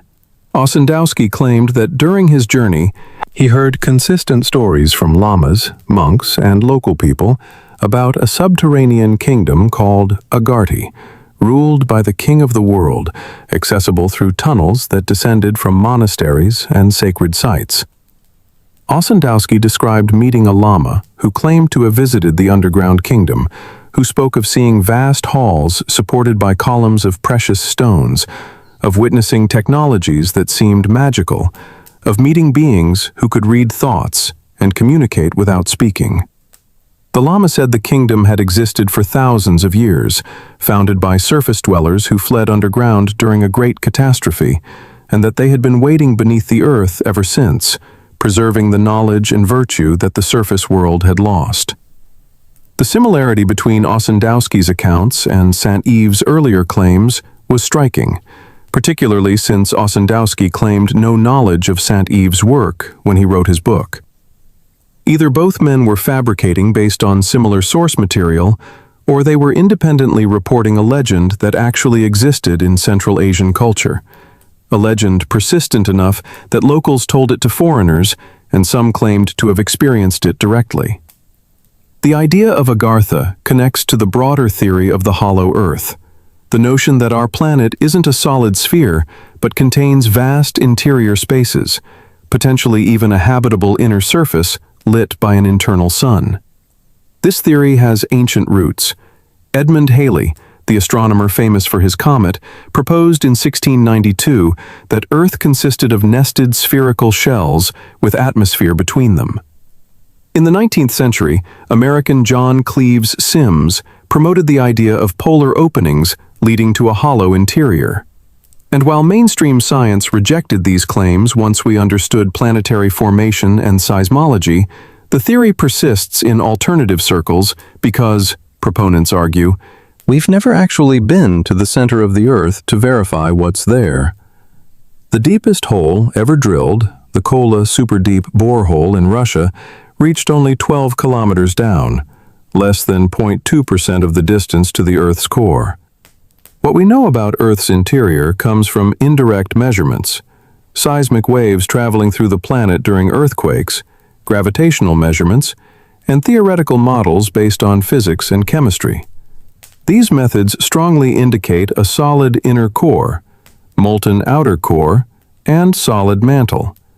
But they also reveal anomalies, regions where seismic waves behave unexpectedly, areas of lower density that could, in theory, indicate voids or chambers. What isn't theoretical is the existence of vast underground spaces that we know about. Mammoth Cave in Kentucky extends for over 400 miles of mapped passages, with more discovered regularly. The Carlsbad Caverns in New Mexico feature rooms so large you could fit several cathedrals inside. Vietnam's Sun Dun Cave contains passages tall enough to house a 40-story building, with its own weather systems, rivers, and jungles growing in sections where the ceiling has collapsed, letting in light. If nature creates such spaces naturally through water erosion and geological processes, how much larger could they be in regions we haven't fully explored, in areas beneath mountain ranges or tectonic boundaries where the mapping is incomplete? Then there are the artificial underground structures that prove humans have been digging deep for thousands of years. In Turkey, the Derinkuyu underground city descends 11 levels, reaching a depth of 85 meters, with space to shelter 20,000 people, along with their livestock and food supplies. It includes ventilation shafts, water wells, storage rooms, living quarters, chapels, and meeting halls, all carved from soft volcanic rock. Archaeologists date it to around the 8th century BCE, though some researchers argue the lowest levels are far older, possibly extending back thousands of years, with successive generations building upward. Similar underground cities honeycomb the Cappadocia region, connected by tunnels that run for miles beneath the surface. In China, the Longyu Caves present an even greater mystery. Enormous artificial caverns carved from solid siltstone covering over 30,000 square meters, with pillars and rooms and architectural features that required removing nearly 1 million cubic meters of rock. No one knows who built them, or when, or why, because there are no historical records, no tools found at the site, no debris from the excavation, despite the massive volume of rock that would have had to go somewhere. The precision of the carving, the symmetry of the chambers, and the ambitious scale suggest either a civilization far more advanced than we credit ancient peoples with being, or construction methods we don't understand. If Agartha exists, where are the entrances? Legends point to several locations, each with its own body of folklore and claimed sightings. Mount Kailash in Tibet is the most frequently mentioned, a pyramid-shaped peak sacred to 4 religions, which local tradition says is the dwelling place of gods and the gateway to other realms. Despite being lower than many surrounding peaks, no one has successfully climbed it, and the Chinese government reinforces local prohibitions by banning climbing attempts. Explorers who've approached the mountain report unusual experiences: compass anomalies, electronic equipment malfunctions, a sense of disorientation and unease that some attribute to altitude, but others claim feels intentional, as if the mountain itself rejects intruders. The Himalayas, more broadly, are riddled with caves and rumors of tunnels that lead deeper than any surface exploration has mapped. Tibetan monks speak carefully about these places, saying some knowledge is forbidden to outsiders. Some paths lead to destinations that surface dwellers aren't prepared to encounter. Mount Shasta in Northern California has its own set of legends, primarily associated with Lemuria rather than Agartha, but describing similar underground dwellings. Since the late 19th century, locals have reported seeing tall, robed figures emerging from forests on the mountain slopes, often carrying strange lights. A town called Telos is said to exist beneath the mountain, founded by Lemurian survivors who escaped underground before their continent sank. The stories are persistent enough that they've become part of local culture, dismissed by most as New Age fantasy, but defended by others who claim personal experiences of the impossible. The Amazon rainforest, particularly in regions near the Andes, contains countless unexplored cave systems. Indigenous tribes speak of tunnels that lead to the underworld, of places where the ancestors went and never returned, of spaces beneath the jungle where different rules apply. In 1906, British explorer Percy Fawcett claimed to have seen evidence of a vast lost city in the Amazon, and his subsequent disappearance during an expedition to find it has fueled speculation that he discovered something he wasn't supposed to. More recently, LiDAR scans penetrating the jungle canopy have revealed extensive networks of artificial structures, suggesting civilizations far larger than previously known. Could some of their construction have extended underground? The North Pole and Antarctica feature in some Agartha theories, particularly those influenced by Admiral Richard Byrd's alleged diary from Operation High Jump in 1946 to 1947, where he supposedly described flying beyond the South Pole into a land of green valleys and mountains, encountering beings who warned about humanity's future. The diary's authenticity is disputed, with most historians considering it a fabrication, but the story persists because Byrd's actual public statements after the expedition were oddly cryptic, mentioning land beyond the pole and resources yet unknown, before he was apparently ordered to stop giving interviews. What ties these locations together is their remoteness, their association with sacred or forbidden spaces, and the consistency of local legends about entrances to inner realms. Whether the legends point to literal underground kingdoms or represent something metaphorical, symbolic of inner spiritual journeys or altered states of consciousness, remains disputed. But the physical reality of massive caves, artificial underground structures, and unexplored tunnels means that the possibility of large subterranean spaces, potentially inhabited, can't be dismissed purely on physics. Maybe Agartha isn't a place but a pattern, a recurring human impulse when surface civilization collapses. Go down, go in, preserve what can be preserved until the storm passes. Think about what the flood taught us in the previous chapter. Catastrophe erases everything on the surface, washes away cities and knowledge and the accumulated achievements of centuries. But what if the survivors learned from that? What if, after watching the waters rise, after fleeing to high ground and barely surviving, some decided that high ground isn't high enough, that the only real safety is depth, is going where floods can't reach and cold can't penetrate? Underground offers advantages that surface dwellers forget: constant temperature, protection from weather, security from invasion, invisibility to those looking from above.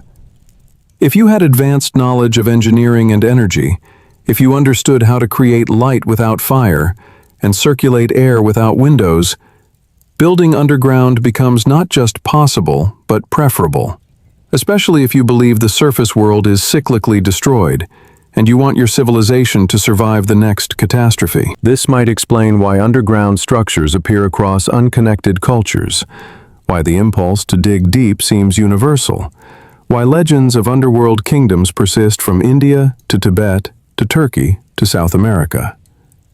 Maybe these weren't independent inventions, but variations on a single strategy, fragments of knowledge passed down from a civilization that actually did survive catastrophe by going underground and then shared that survival technique with whoever they encountered. The deepest question isn't whether Agartha exists as a literal kingdom with millions of inhabitants and a king of the world. The deepest question is whether the survivors of our previous collapses knew something we've forgotten.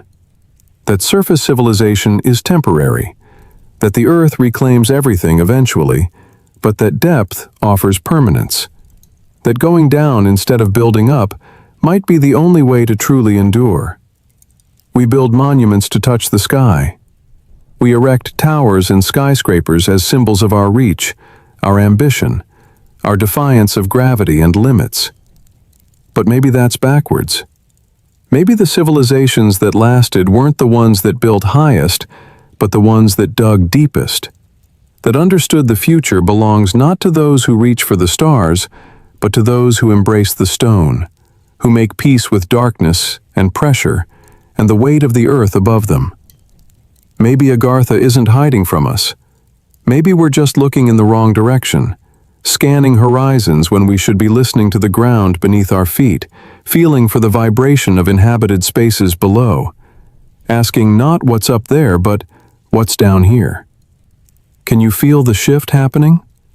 5 civilizations explored, and we've moved from ancient chemical traces to stone monuments, to catastrophic floods, to the possibility that some survivors never return to the surface at all, that they're down there still, breathing warm air in vast caverns while we bake under the sun and pretend we're secure. But here's where the pattern becomes impossible to ignore. If Agartha represents survivors who went down, who fled underground when the surface became uninhabitable, then there should be a corresponding story about a civilization that went in the opposite direction, that fled north, or adapted to cold, or somehow survived in a place where survival should have been impossible. And that story exists. The Greeks called it Hyperborea, a land beyond the north wind where the sun never sets and people live for 1,000 years, where Apollo himself retreats each winter to rejuvenate among a race that seems more divine than human. For centuries, scholars dismissed Hyperborea as pure mythology, poetic imagination with no historical basis. But what if it wasn't imagination? What if the Arctic wasn't always frozen? What if, during warmer periods, before the poles shifted or the climate changed, the far north was habitable, even paradisiacal, home to a civilization that mastered technologies we're only now rediscovering? If underground kingdoms sound strange, wait until you consider ice kingdoms, civilizations that thrived in the Arctic and then vanished when sudden climate shifts froze them in place. Hit that subscribe button, because what comes next happens in cold instead of darkness, in white silence instead of stone chambers, in a place history claims was uninhabitable, but which might have been Earth's first paradise. The 6th door opens onto ice and memory. Welcome to Hyperborea. Chapter 6. Hyperborea's Frost, the Arctic Paradise. You're reading Pindar's 10th Pythian Ode by candlelight in a library that smells of old leather and older paper, and you've reached the passage that makes classicists uncomfortable, the one they usually explain away as poetic fancy with no historical basis. Pindar writes about a place beyond the north wind, beyond Boreas himself, where the muses dance and Apollo retreats each winter to rejuvenate. He calls it Hyperborea, and the details he provides are specific enough to sound like geography rather than imagination. Neither by ship nor on foot would you find the marvelous road to the assembly of the Hyperboreans, he writes, suggesting the place exists but isn't accessible through normal means of travel. The people there, he says, live in continuous sunlight, free from disease, old age, and toil, spending their days in feasting and music and worship that pleases the gods so much that Apollo himself prefers their company to that of the Greeks. You set down the text and pick up Herodotus, the historian who claimed to record facts rather than myths, and even he, despite his skepticism about many Greek legends, treats Hyperborea as a real place. He writes that the Hyperboreans send offerings wrapped in wheat straw to Delos, Apollo's sacred island, passing them through a chain of peoples until they reach the temple. He names the intermediary tribes. He describes the route. He doesn't treat this as mythology, but as a diplomatic and religious exchange between the Greek world and a distant northern people who remain mysterious because they choose isolation. The more you read, the more the pattern emerges.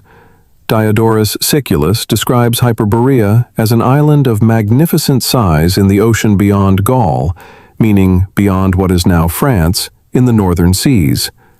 He claims the island has fertile soil, rich harvests, and a temperate climate despite its northern location. He describes a spherical temple dedicated to Apollo, magnificent in construction and adorned with offerings, where priests maintain continuous worship and where Apollo himself appears every 19 years. These aren't the vague outlines of fairy tales.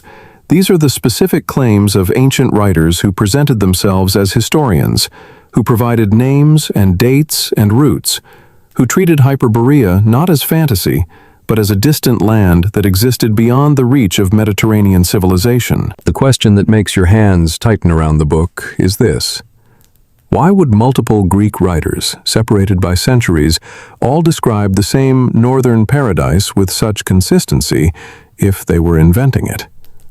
Poetic imagination varies, fantasy diverges, but these accounts align too closely, agreeing on fundamentals even when they differ on details.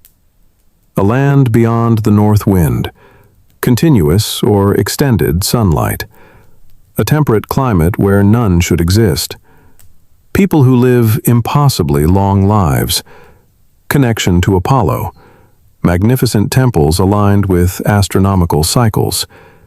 If this was pure invention, why would Herodotus, who dismissed many myths as false, treat the Hyperborean offerings as factual? Why would Diodorus provide specific architectural details about their temple? And, most unsettling of all, why does modern science now confirm something the ancients couldn't have known? That the Arctic wasn't always frozen, that during certain periods in Earth's history, the poles were temperate, even lush, capable of supporting complex life and potentially advanced civilizations. The conventional image of the Arctic is ice and darkness, a frozen wasteland hostile to life. But this image is geologically recent.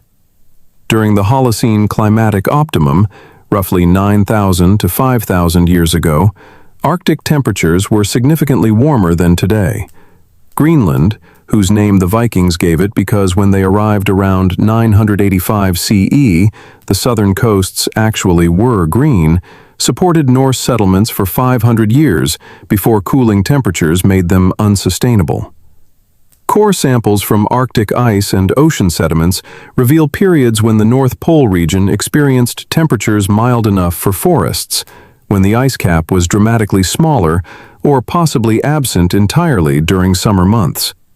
The Paleocene-Eocene thermal maximum that we discussed in the Saluran chapter, 56 million years ago, created Arctic temperatures around 20 degrees Celsius, warm enough for crocodiles and palm trees, but we don't need to go back millions of years to find a habitable Arctic. As recently as the medieval warm period from 950 to 1250 CE, Arctic ice extent was reduced enough that Viking exploration reached deep into the northern seas and established settlements that are now buried under permafrost.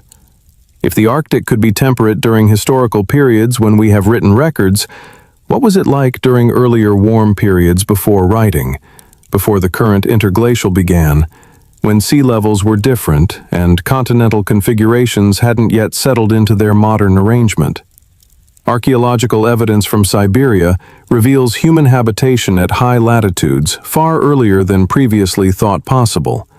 The Yana River sites in northern Siberia show evidence of human occupation 30,000 years ago, during the last ice age, in conditions we assumed were too harsh for sustained habitation.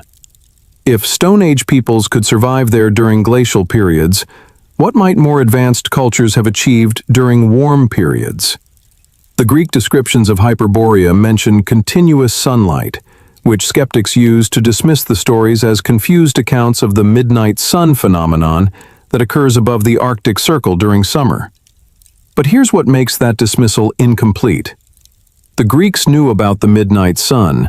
They had contact with northern peoples who would have told them about it. When Pindar and Herodotus describe Hyperborean sunlight, they're not expressing wonder at a natural phenomenon they don't understand, but describing a characteristic of a place they believe exists. The midnight sun doesn't make Hyperborea impossible. It makes it Arctic, and if the Arctic was temperate during certain periods, then everything else the Greeks describe becomes plausible. A fertile land at high latitude during a warm period. Long days supporting abundant agriculture, a culture that developed in isolation because of geographical barriers. Temples aligned with the sun's movements, which at polar latitudes trace different patterns than in Mediterranean regions, patterns that would seem miraculous or divine to people accustomed to southern solar cycles.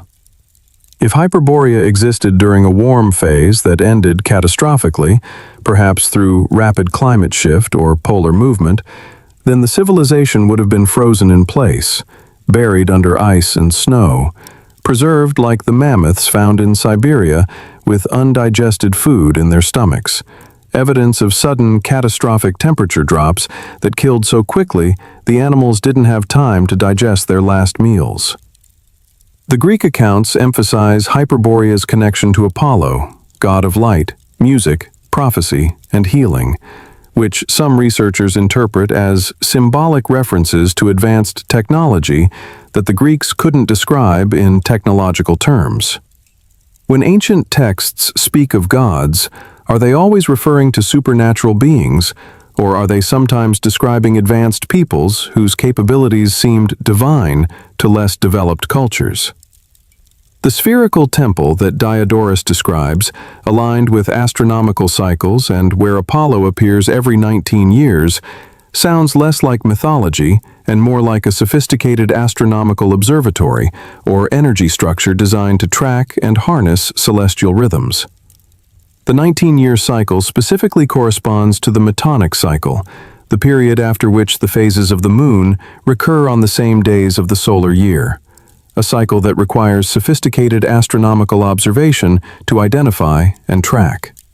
If Hyperboreans built structures aligned with this cycle, they understood mathematics and astronomy at levels supposedly not achieved until Greek civilization, which raises the question: did the Greeks learn from Hyperborean knowledge, or did both cultures inherit from an even older source? Some alternative researchers propose that Hyperborea, like Atlantis, developed crystal-based technologies, using the unique properties of quartz and other piezoelectric materials to generate and store energy.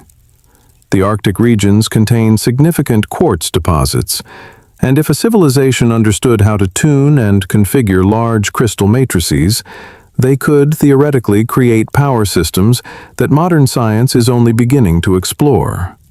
The idea sounds fantastic, until you remember that we use crystals in nearly every electronic device, that quartz oscillators keep time in watches and computers, that we're investigating crystal-based data storage because crystals can preserve information for millions of years.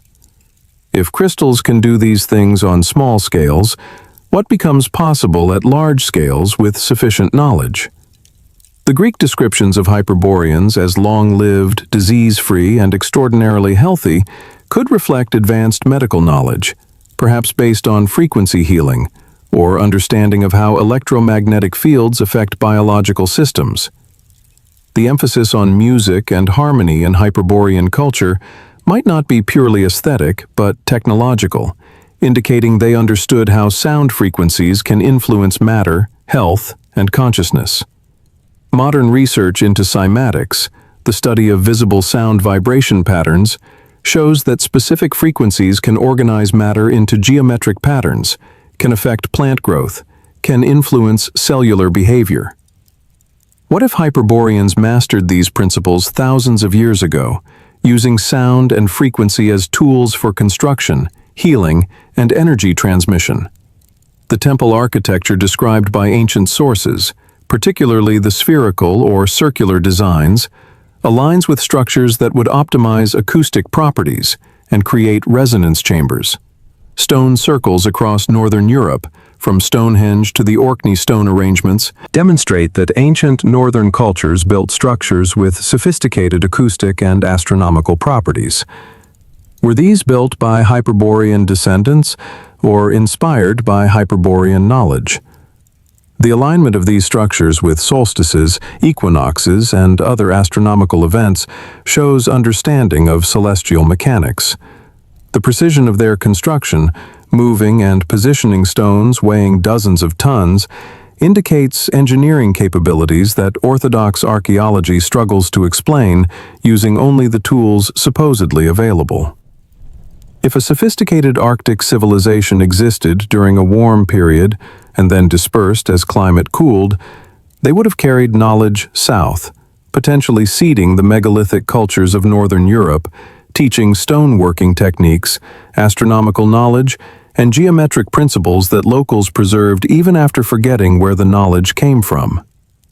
Every golden age ends, and Hyperborea's ending, according to the fragments we can piece together from various sources, was sudden and catastrophic. The most likely explanation involves rapid climate shift, possibly triggered by changes in Earth's magnetic field or axial tilt. Paleoclimatic data shows that Earth has experienced sudden climate reversals, periods when temperatures dropped dramatically within decades or even years, transforming temperate regions into frozen wastelands. The Younger Dryas that we discussed in the flood chapter provides one example of such rapid climate change. What if a similar or even more dramatic shift occurred in the Arctic, freezing a temperate paradise so quickly that the inhabitants had little time to evacuate or adapt? Some researchers point to evidence of polar shifts, periods when Earth's magnetic poles moved rapidly to new positions, potentially dragging climate zones with them. While mainstream geology considers true polar wander, the movement of Earth's entire crust relative to its rotation axis, to be extremely rare and slow, there's growing evidence that magnetic pole reversals and excursions happen more frequently than previously thought. And during these events, the protective magnetic field weakens, potentially allowing increased cosmic radiation that could affect climate and life. The Arctic today shows magnetic anomalies that scientists struggle to explain. Compass readings in certain regions deviate from expected patterns. The magnetic North Pole itself has been moving at accelerating rates, currently shifting about 50 kilometers per year, faster than at any point in recorded history. Satellites detect magnetic irregularities over the Arctic Ocean and northern Greenland, areas where the magnetic field strength varies in ways that don't align with current models of Earth's core dynamics. Could these anomalies be remnants of ancient technology, crystalline or metallic structures buried under ice that still affect magnetic fields? Or could they indicate instability in Earth's magnetic system, suggesting another reversal or shift might be approaching? If Hyperborea fell during a magnetic excursion or polar shift, the survivors would have fled south, carrying what knowledge they could preserve. Greek legends speak of Hyperborean priests traveling to Delos, of Apollo himself moving between Hyperborea and the Mediterranean, of knowledge flowing from north to south. What if these myths encode historical memory of refugees bringing advanced knowledge to less developed southern cultures, teaching astronomy, architecture, and healing arts, appearing to the recipients as semi-divine because their understanding was so far beyond local capabilities? The bearded gods that appear in legends worldwide, the civilizers who come from distant lands to teach primitive peoples, could be Hyperborean diaspora, spreading across continents as their homeland became uninhabitable. The persistence of sun worship in northern European cultures, the importance of solstice celebrations, the veneration of stone circles aligned with solar movements, all point to societies that treasured solar knowledge, perhaps because their ancestors came from a place where the sun's behavior was dramatically different, where summer brought continuous daylight and winter brought darkness, where tracking solar cycles was essential for survival and ritual. The Arctic still holds secrets buried under miles of ice.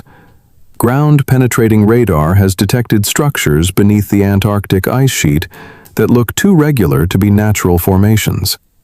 Similar anomalies appear in Greenland ice scans. As climate change melts Arctic ice at unprecedented rates, new coastlines emerge, revealing landscapes that haven't seen air in thousands of years. What will we find as the ice retreats? Will we discover evidence of the Arctic civilization that Greek historians insisted was real?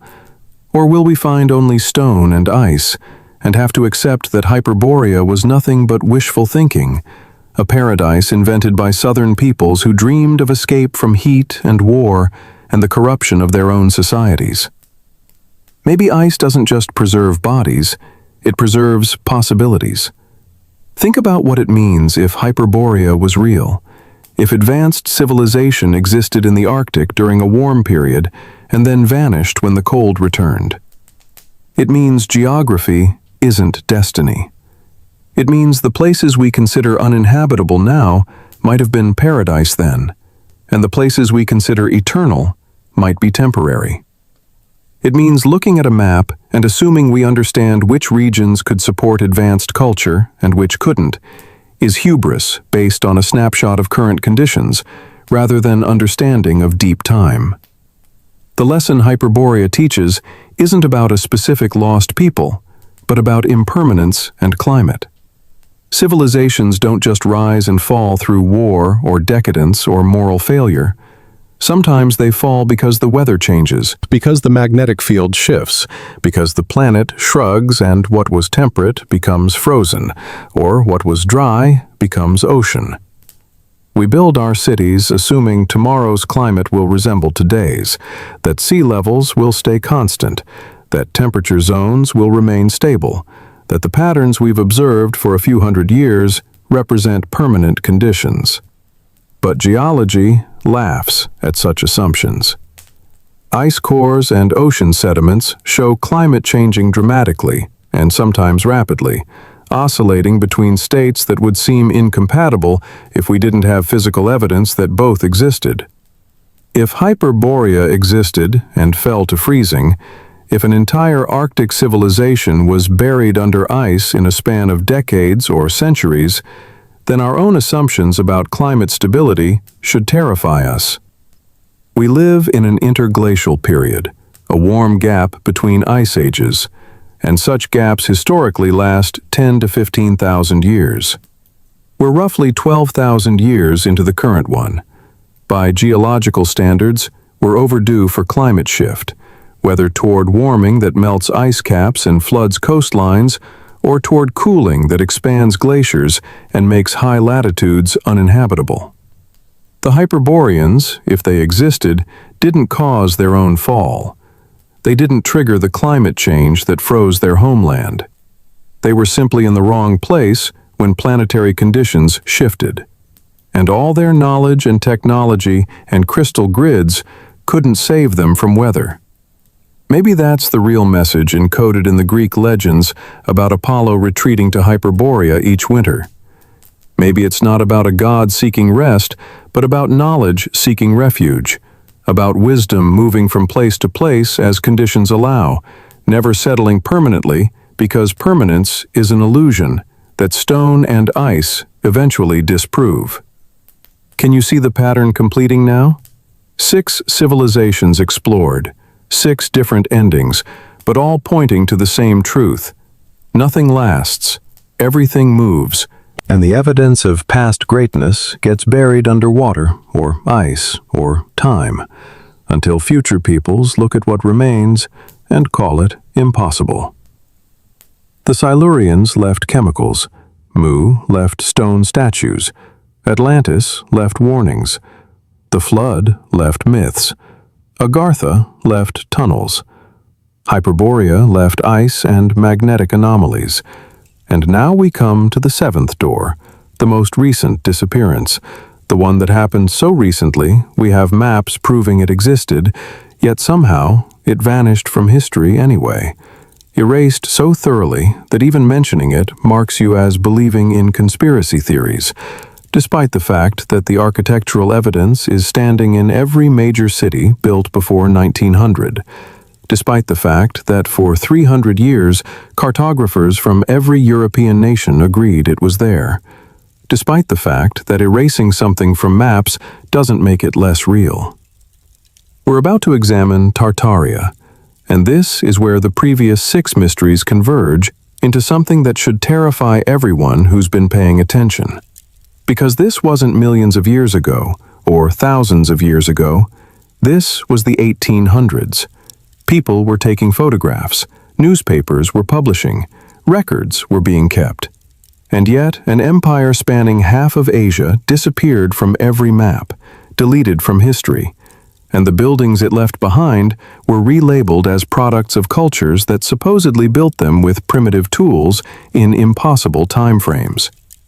If you're ready to see how erasure happens in real time, drop a like on this video, because what comes next isn't ancient history. It's a crime scene, and we're standing in the evidence right now. Welcome to Tartaria. Chapter 7. Tartaria's Erasure, the Forbidden Empire. You're standing in a map archive in Brussels, surrounded by cartographic history dating back to the 1500s, and you're comparing maps from different centuries, different nations, different cartographers, looking for something that everyone insists doesn't exist. But there it is, on a French map from 1650. Tartary. There it is again, on a Dutch map from 1700. Grand Tartary, stretching across northern Asia from the Caspian Sea to the Pacific Ocean, covering an area that dwarfs most European nations combined. You pull out a German map from 1750, Tartaria again, subdivided into independent Tartary, Chinese Tartary, Tibetan Tartary. An English map from 1800 shows the same divisions, the same vast territory. Your hands move faster now, pulling maps from different drawers, different collections. Spanish, Italian, Russian, they all show Tartaria. All agree on its location and approximate boundaries. All treat it as a recognized political and geographical entity. For over 300 years, from the 1600s through the 1800s, European cartographers put Tartaria on their maps with the same confidence they put France or China or the Ottoman Empire. This wasn't speculation or fantasy. This was accepted geography, referenced in encyclopedias, mentioned in travel accounts, discussed in political treatises. Then you pull a map from 1920. Tartaria is gone. Not diminished, not renamed, but completely absent, as if it never existed. The same region now shows only Russia, China, Mongolia, divided into modern political boundaries, with no mention of the empire that supposedly dominated the region for centuries. You check an atlas from 1950. Still, no Tartaria. A contemporary map from 2000. Nothing. The territory that appeared on every reputable map for 300 years has been erased so completely that when you mention it to the archivist, she looks at you with polite confusion and suggests you might be thinking of the Mongol Empire, or mixing up Tartary, the classical name for the steppes, with a specific political entity that never actually existed. But you're holding the evidence in your hands. Dozens of maps, hundreds if you count all the archives across Europe, all showing the same thing. How does an empire this large, this consistently documented, this widely recognized by cartographers from multiple nations who had no reason to coordinate a hoax, simply vanish from history? And more disturbing, how does it vanish from memory so thoroughly that suggesting it existed marks you as someone who believes in fringe theories, despite the fact that the maps are real, the documentation exists, and the architectural evidence is standing in every major city built before the 20th century? You walk to the window and look out at Brussels, and suddenly the buildings look different. The ornate facades, the impossible stonework, the acoustic properties designed into structures supposedly built for mundane purposes. The official story says these were constructed in the 1800s using primitive tools and massive labor forces. But what if they weren't constructed then? What if they were inherited, repurposed, relabeled? What if the world's fairs and international expositions that supposedly showcased temporary buildings constructed in months were actually unveiling structures that already existed, remnants of an empire that someone wanted very badly to erase from collective memory? The most undeniable evidence for Tartaria is cartographic. Maps don't lie the way memories do, and for 3 centuries European mapmakers, who competed with each other for accuracy and prestige, all independently showed Tartaria occupying vast swaths of northern Asia. The Blow Atlas from 1662, considered one of the most accurate cartographic achievements of its era, clearly delineates Grand Tartary and its subdivisions. The French cartographer Guillaume de Lisle, appointed the first official geographer to the King of France in 1718, included detailed Tartarian territories on his maps of Asia. The British Encyclopaedia Britannica, first edition from 1771, contains extensive entries on Tartary, describing its geography, climate, peoples, and political divisions, with the same factual tone used for England or Spain. These weren't fringe publications or speculative documents. These were the authoritative sources of their time, created by the most respected geographers and scholars, published by institutions with reputations to protect.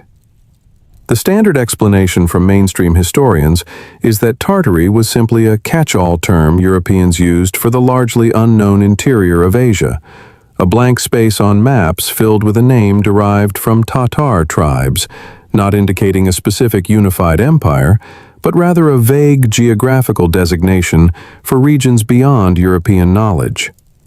But this explanation falls apart under scrutiny. First, the maps show political subdivisions within Tartary, suggesting cartographers understood it as a complex entity with internal organization, not just an unknown void. Second, the boundaries of Tartary remain remarkably consistent across different nations and time periods, which wouldn't be the case if it was merely a label for unexplored territory. Third, and most damning, some maps show Tartarian territories with cities marked, trade routes indicated, political boundaries defined, all suggesting the cartographers had access to information about an actual organized entity. The disappearance of Tartaria from maps coincides suspiciously with the height of European colonialism and the Great Game, the political and diplomatic confrontation between the British and Russian empires for supremacy in Central Asia during the 19th century. As Russia expanded eastward and Britain secured interests in India and China, the previously independent territories of Inner Asia were absorbed into these expanding empires. By 1900, there was no independent political space left that could be called Tartaria, because it had been conquered and divided between Russia, China, and to a lesser extent, the British sphere of influence. So the argument goes that Tartaria disappeared from maps because it was conquered and absorbed, not because of conspiracy, but because of standard imperial expansion. But here's the problem. When other empires were conquered and absorbed, they remained in historical memory. We remember the Aztec Empire, even though Spain destroyed it. We remember the Byzantine Empire, even though the Ottomans conquered it. We study the Mongol Empire extensively. Why would Tartaria alone be erased, not just politically but historically? Removed from maps and textbooks so completely that modern people don't even recognize the name, despite the fact that it appeared on authoritative maps for 300 years. But maps are just paper. The real evidence stands in stone across the world. And it's this physical evidence that makes the Tartarian question impossible to dismiss. Look at the major buildings constructed in Europe and North America during the 1800s. The Chicago World's Fair of 1893 covered over 600 acres with more than 200 buildings in the Beaux-Arts neoclassical style, structures of such elaborate beauty and architectural sophistication that they still impress modern viewers. The official story is that these were designed and built in less than 3 years, 1890 to 1893, using techniques and materials available in the late 19th century. The Manufacturers and Liberal Arts building alone covered 44 acres under a single roof, making it the largest building in the world at the time, with a central hall so vast it could contain the U.S. Capitol, the Great Pyramid of Giza, Winchester Cathedral, Madison Square Garden, and St. Paul's Cathedral simultaneously, with room left over. Modern engineers struggle to explain how this was achieved using 1890s technology. The building required innovative iron truss work, massive glass installations, acoustic engineering so sophisticated that speakers could be heard clearly throughout the enormous space, and decorative elements carved with precision that would challenge contemporary craftsmen. All of this, we're told, was accomplished in under 3 years by workers who had never attempted anything remotely similar. Then consider that these buildings were demolished immediately after the fair ended, despite their beauty and structural integrity, destroyed so quickly and thoroughly that almost nothing remains. The official explanation is that they were always intended to be temporary, built with staff, a mixture of plaster and fiber over wooden frames, never meant to last. But photographs from the fair show buildings that look permanent, substantial, built with the solidity of structures meant to endure centuries. Tartarian researchers propose an alternative explanation. These buildings weren't built for the fair. They already existed. Remnants of a previous civilization's architecture that were repurposed, cleaned up and displayed as if newly constructed, then destroyed after the fair to eliminate evidence of their true age and origin. This sounds absurd until you realize the pattern repeats across dozens of World's Fairs and international expositions during the late 1800s and early 1900s. The Paris Exposition of 1889, which gave us the Eiffel Tower, featured massive temporary structures that were demolished. The Philadelphia Centennial Exhibition of 1876, the Buffalo Pan American Exposition of 1901. Again and again, elaborate buildings appear almost overnight, exist briefly, then are destroyed completely. Why destroy buildings that cost fortunes to construct and demonstrated sophisticated architectural achievement? The standard answer is cost and utility, that maintaining them would be expensive, and they served no purpose after the exhibitions. But this doesn't explain why so many permanent buildings from the same era, buildings supposedly constructed with the same technology and labor, show similar architectural sophistication, similar impossible-seeming construction techniques, similar acoustic and geometric properties that suggest knowledge we claim not to have possessed. Walk through any major city built before 1900 and look at the buildings with fresh eyes. The ornate stonework requiring thousands of hours of skilled labor, the precise acoustic engineering in theaters and halls, the massive stones fitted with tolerances measured in millimeters, the consistent use of certain geometric ratios and astronomical alignments. Either we're supposed to believe that 19th century builders possessed skills and knowledge that somehow weren't recorded in construction manuals or engineering texts, or we're looking at architecture inherited from a previous civilization, relabeled and attributed to cultures that found it rather than built it. The most controversial aspect of the Tartarian theory is what researchers call the Great Reset. The proposition that in the mid to late 1800s, a coordinated effort was made to erase Tartaria from history and attribute its achievements to other cultures. The mechanism proposed involves several elements. First, physical destruction through events like the Great Chicago Fire of 1871, which conveniently destroyed vast sections of a city that had buildings too advanced for its official founding date of 1833. The San Francisco earthquake of 1906, which destroyed records and buildings. World War I, which devastated Europe and provided cover for massive reconstruction that could relabel and reattribute architecture. Second, the control of education and publishing. By the late 1800s, education was becoming standardized. Textbooks were being mass-produced, and official histories were being codified. Whoever controlled what went into these textbooks controlled what future generations would believe about the past. If you wanted to erase a civilization from memory, you'd do it through education, teaching each new generation a history that omitted the inconvenient empire. Until within 2 or 3 generations, no one remembered it existed, despite the maps and buildings and older texts that said otherwise. Third, the systematic collection and archiving of artifacts and skeletons that didn't fit the narrative. The Smithsonian Institution, founded in 1846, became the repository for archaeological finds from across America. In the late 1800s, newspapers regularly reported discoveries of giant skeletons, 7 to 9 feet tall, found during railway construction and building excavations. These skeletons were typically collected by the Smithsonian or other official institutions and then disappeared from public record, neither displayed nor discussed, leading to accusations that evidence contradicting official history was being deliberately suppressed. The mainstream response to these claims is that they're conspiracy theories based on misunderstanding historical processes. Maps showed Tartary because it was a geographical term, not a specific empire. Buildings from the 1800s look sophisticated because we underestimate historical craftsmanship. World's Fair structures were indeed temporary and were demolished for practical reasons. Giant skeleton stories were newspaper hoaxes common in that era. The Smithsonian doesn't have a secret warehouse hiding evidence. It simply has limited display space and millions of artifacts, most of which remain in storage. But the counter-argument points out that dismissing everything as coincidence or hoax requires accepting an improbable number of independent anomalies. Why do maps from multiple nations show consistent Tartarian boundaries if it was meaningless?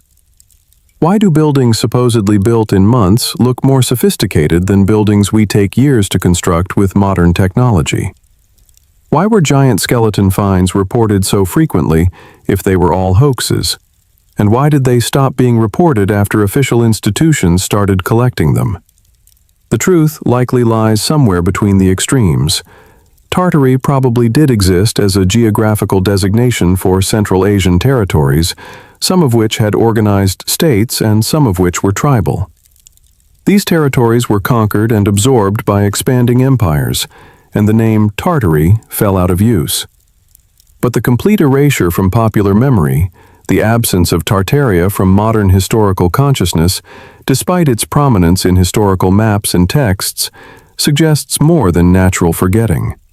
And the architectural anomalies, the buildings that seem too advanced for their supposed construction dates, the consistent destruction of elaborate World's Fair structures, the reports of suppressed archaeological finds, all point to something stranger than standard historical processes. Maybe the most frightening part of the Tartarian mystery isn't whether the empire existed, but how easily history can be rewritten. Think about what it means if you can erase an empire that appeared on every map for 300 years. If you can demolish buildings and relabel architecture and rewrite textbooks so thoroughly that within a few generations, no one remembers what was lost. It means memory is fragile. It means the official narrative is whatever those in power say it is. It means looking at old maps and seeing territory that modern maps don't show. Looking at buildings and seeing construction techniques that official histories claim didn't exist. Looking at the gaps between evidence and explanation, and realizing that truth is less about facts than about whose version of facts gets taught to children. We like to think history is settled, that we know what happened in the past because we have records and archaeology and scientific methods for determining truth. But history is written by victors, curated by institutions, taught through systems controlled by those with interests in maintaining certain narratives. If an empire is inconvenient to acknowledge, if its existence raises questions about who really built the monuments and cities we attribute to others, if admitting it was real means admitting we don't understand our own past as well as we claim, then that empire can be erased, not through dramatic book burning or violent suppression, but through the quiet process of omission, of not including it in textbooks, of labeling those who remember as fringe theorists, of waiting a few generations until everyone who knew differently is dead. The lesson Tartaria teaches isn't really about a specific empire or conspiracy. It's about how history works, how the past is constantly being revised by the present, how evidence that doesn't fit gets ignored or reinterpreted until it does fit, how asking uncomfortable questions gets you dismissed rather than answered. 7 civilizations we've explored, 7 different disappearances, 7 examples of how the dominant culture writes history and buries what doesn't serve its narrative.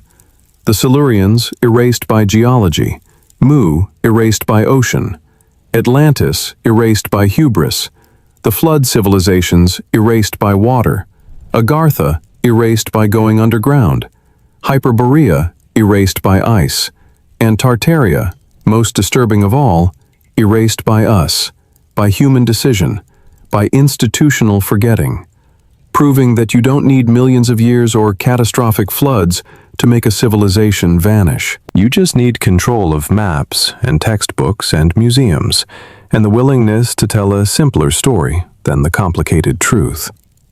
7 doors opened, 7 civilizations explored, 7 warnings delivered.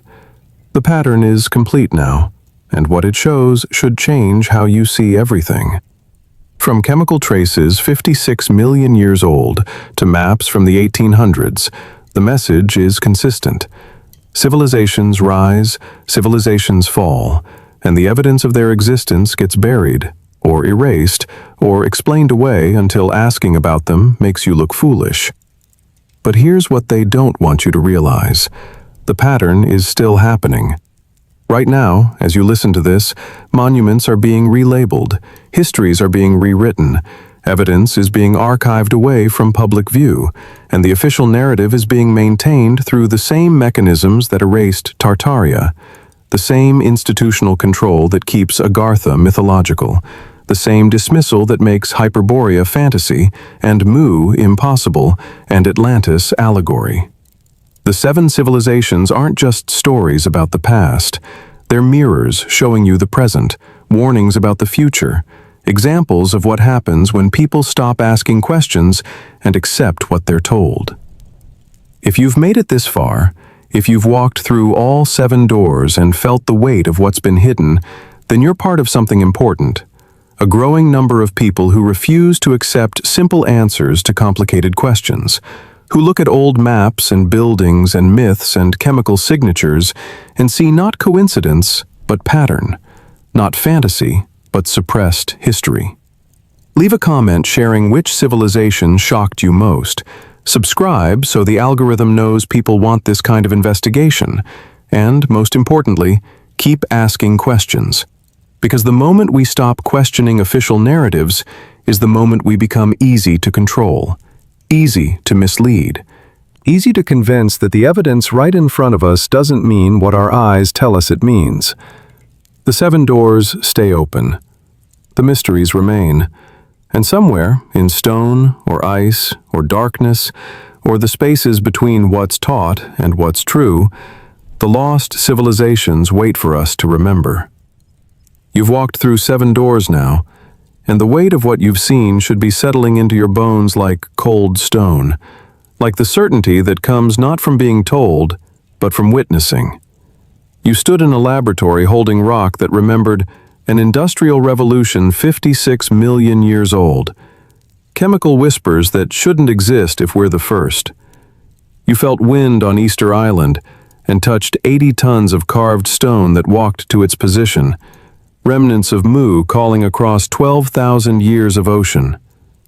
You read Plato by lamplight and realized he wasn't writing fiction but testimony, that Atlantis fell not because it lacked power, but because power without wisdom is guaranteed destruction. You counted flood myths until the pattern became undeniable.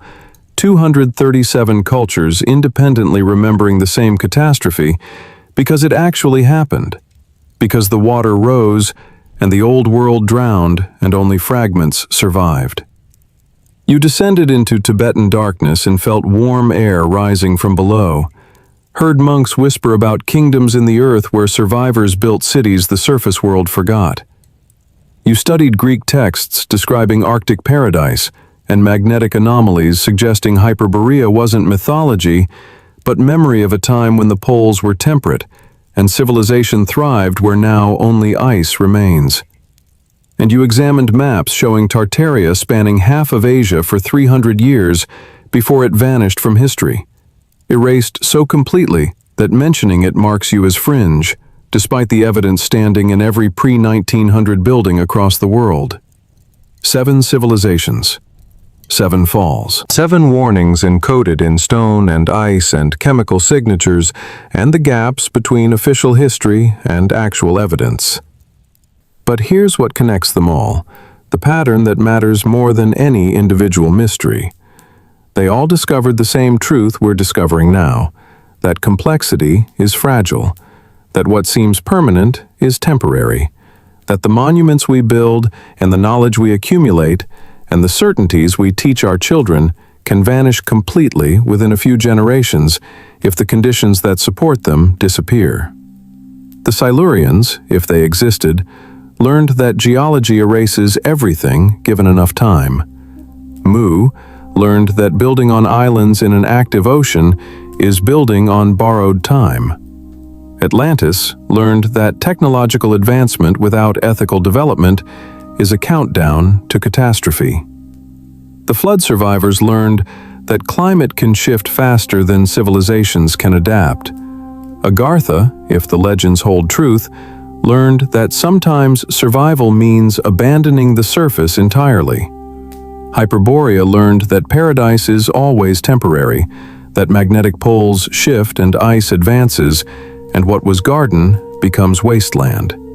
And Tartaria learned, or we learned through Tartaria's erasure, that you don't need catastrophes to destroy civilizations when you have institutions willing to rewrite history and populations willing to accept what they're taught without questioning what they see. So what do we do with this? What changes now that you've seen the pattern? You can close these doors, dismiss what you've learned as interesting speculation, but ultimately unprovable. Go back to accepting the official narrative that human civilization is linear progress from primitive to advanced, that we're the first and likely the only technological species Earth has produced, that the past is settled and the experts have it figured out. That's the easier path, the one that doesn't require you to reconsider everything you thought you knew, the one that doesn't make you uncomfortable at museums or skeptical of textbooks or suspicious about why certain questions aren't supposed to be asked. Or you can keep the doors open. You can look at buildings with new eyes and ask who really built them and when. You can examine maps and wonder why territory disappeared. You can study myths and consider whether they're encoding memory rather than inventing fantasy. You can follow the chemical signatures and archaeological anomalies and architectural impossibilities and ask why the explanations feel insufficient, why there are so many coincidences, why evidence that doesn't fit gets dismissed rather than investigated. The Forbidden Chronicle isn't forbidden because it's false. It's forbidden because it's destabilizing, because accepting that advanced civilizations rose and fell before us means accepting that we're not special, not the pinnacle, not immune to the same cycles that destroyed everything that came before. It means admitting that the confident march of progress might be an illusion, that we might be repeating patterns rather than transcending them, that all our technology and knowledge and sophisticated systems might vanish as completely as Atlantis, or Mu, or Tartaria, if the right combination of catastrophe and institutional forgetting occurs. But maybe that's exactly what we need to understand. Maybe the lesson these 7 civilizations are trying to teach across millions of years and thousands of miles, and the barriers between myth and history, isn't despair, but humility. Build your monuments, but know they're temporary. Accumulate your knowledge, but preserve it in forms that can survive catastrophe. Achieve your technological wonders, but pair them with wisdom about limits and consequences. Remember that the Earth is patient and powerful and utterly indifferent to human ambition, that ice advances and oceans rise and magnetic fields shift and geology recycles everything eventually, turning cities into sediment and achievements into chemical anomalies that future species might find and misinterpret, just as we are misinterpreting the traces left by those who came before. The 7 doors stay open because the mysteries remain unsolved, because despite everything we've examined, we still don't have definitive proof. We still can't force mainstream science to acknowledge what the evidence suggests. We still live in a world where asking these questions marks you as fringe. But the doors staying open means the investigation continues, means each new discovery of underwater ruins or impossible architecture or suppressed archaeological finds adds another piece to the pattern, means the Forbidden Chronicle keeps being written by everyone who refuses to accept simple answers to complicated questions. If you've made it this far, you're part of that writing now. You've seen what's behind the doors. You can't unsee it. The question is what you do with the seeing, whether it makes you curious or skeptical or angry or awakened, whether it changes how you look at pyramids and megaliths and official histories and the world beneath your feet and the ice at the poles and the ocean floors where civilizations might sleep in darkness, waiting for the day when we're finally ready to acknowledge that we're not the first, we're just the latest. And what happened to them could happen to us if we're not paying attention to the warnings they left in every medium they could manage before the waters rose, or the ice advanced, or the institutions erased them from acceptable memory. The Chronicle is forbidden, but not forgotten. The civilizations are lost, but not gone. And you, standing here at the end of the 7th chapter, with the weight of 7 mysteries settling into your understanding, you're the reason the story survives, the reason the questions keep being asked, the reason that someday, maybe, we'll dig deep enough, or look carefully enough, or become brave enough to admit what the evidence has been screaming all along. We're not alone in deep time. We're not the first experiment in intelligence this planet has run, and the fact that all the previous experiments seem to have ended badly should terrify us into wisdom rather than lull us into complacency. The doors are open. The stones remember. And somewhere in the dark or the deep or the forbidden archives, the truth waits for us to stop dismissing it and start learning from it before we become the 8th civilization that future archaeologists will debate while standing in the ruins of what we thought would last forever. Sleep well. Dream of stone and ice and the patient earth, and when you wake, look at the world with new eyes and ask the questions they don't want you to ask. The Forbidden Chronicle thanks you for bearing witness until the next mystery calls.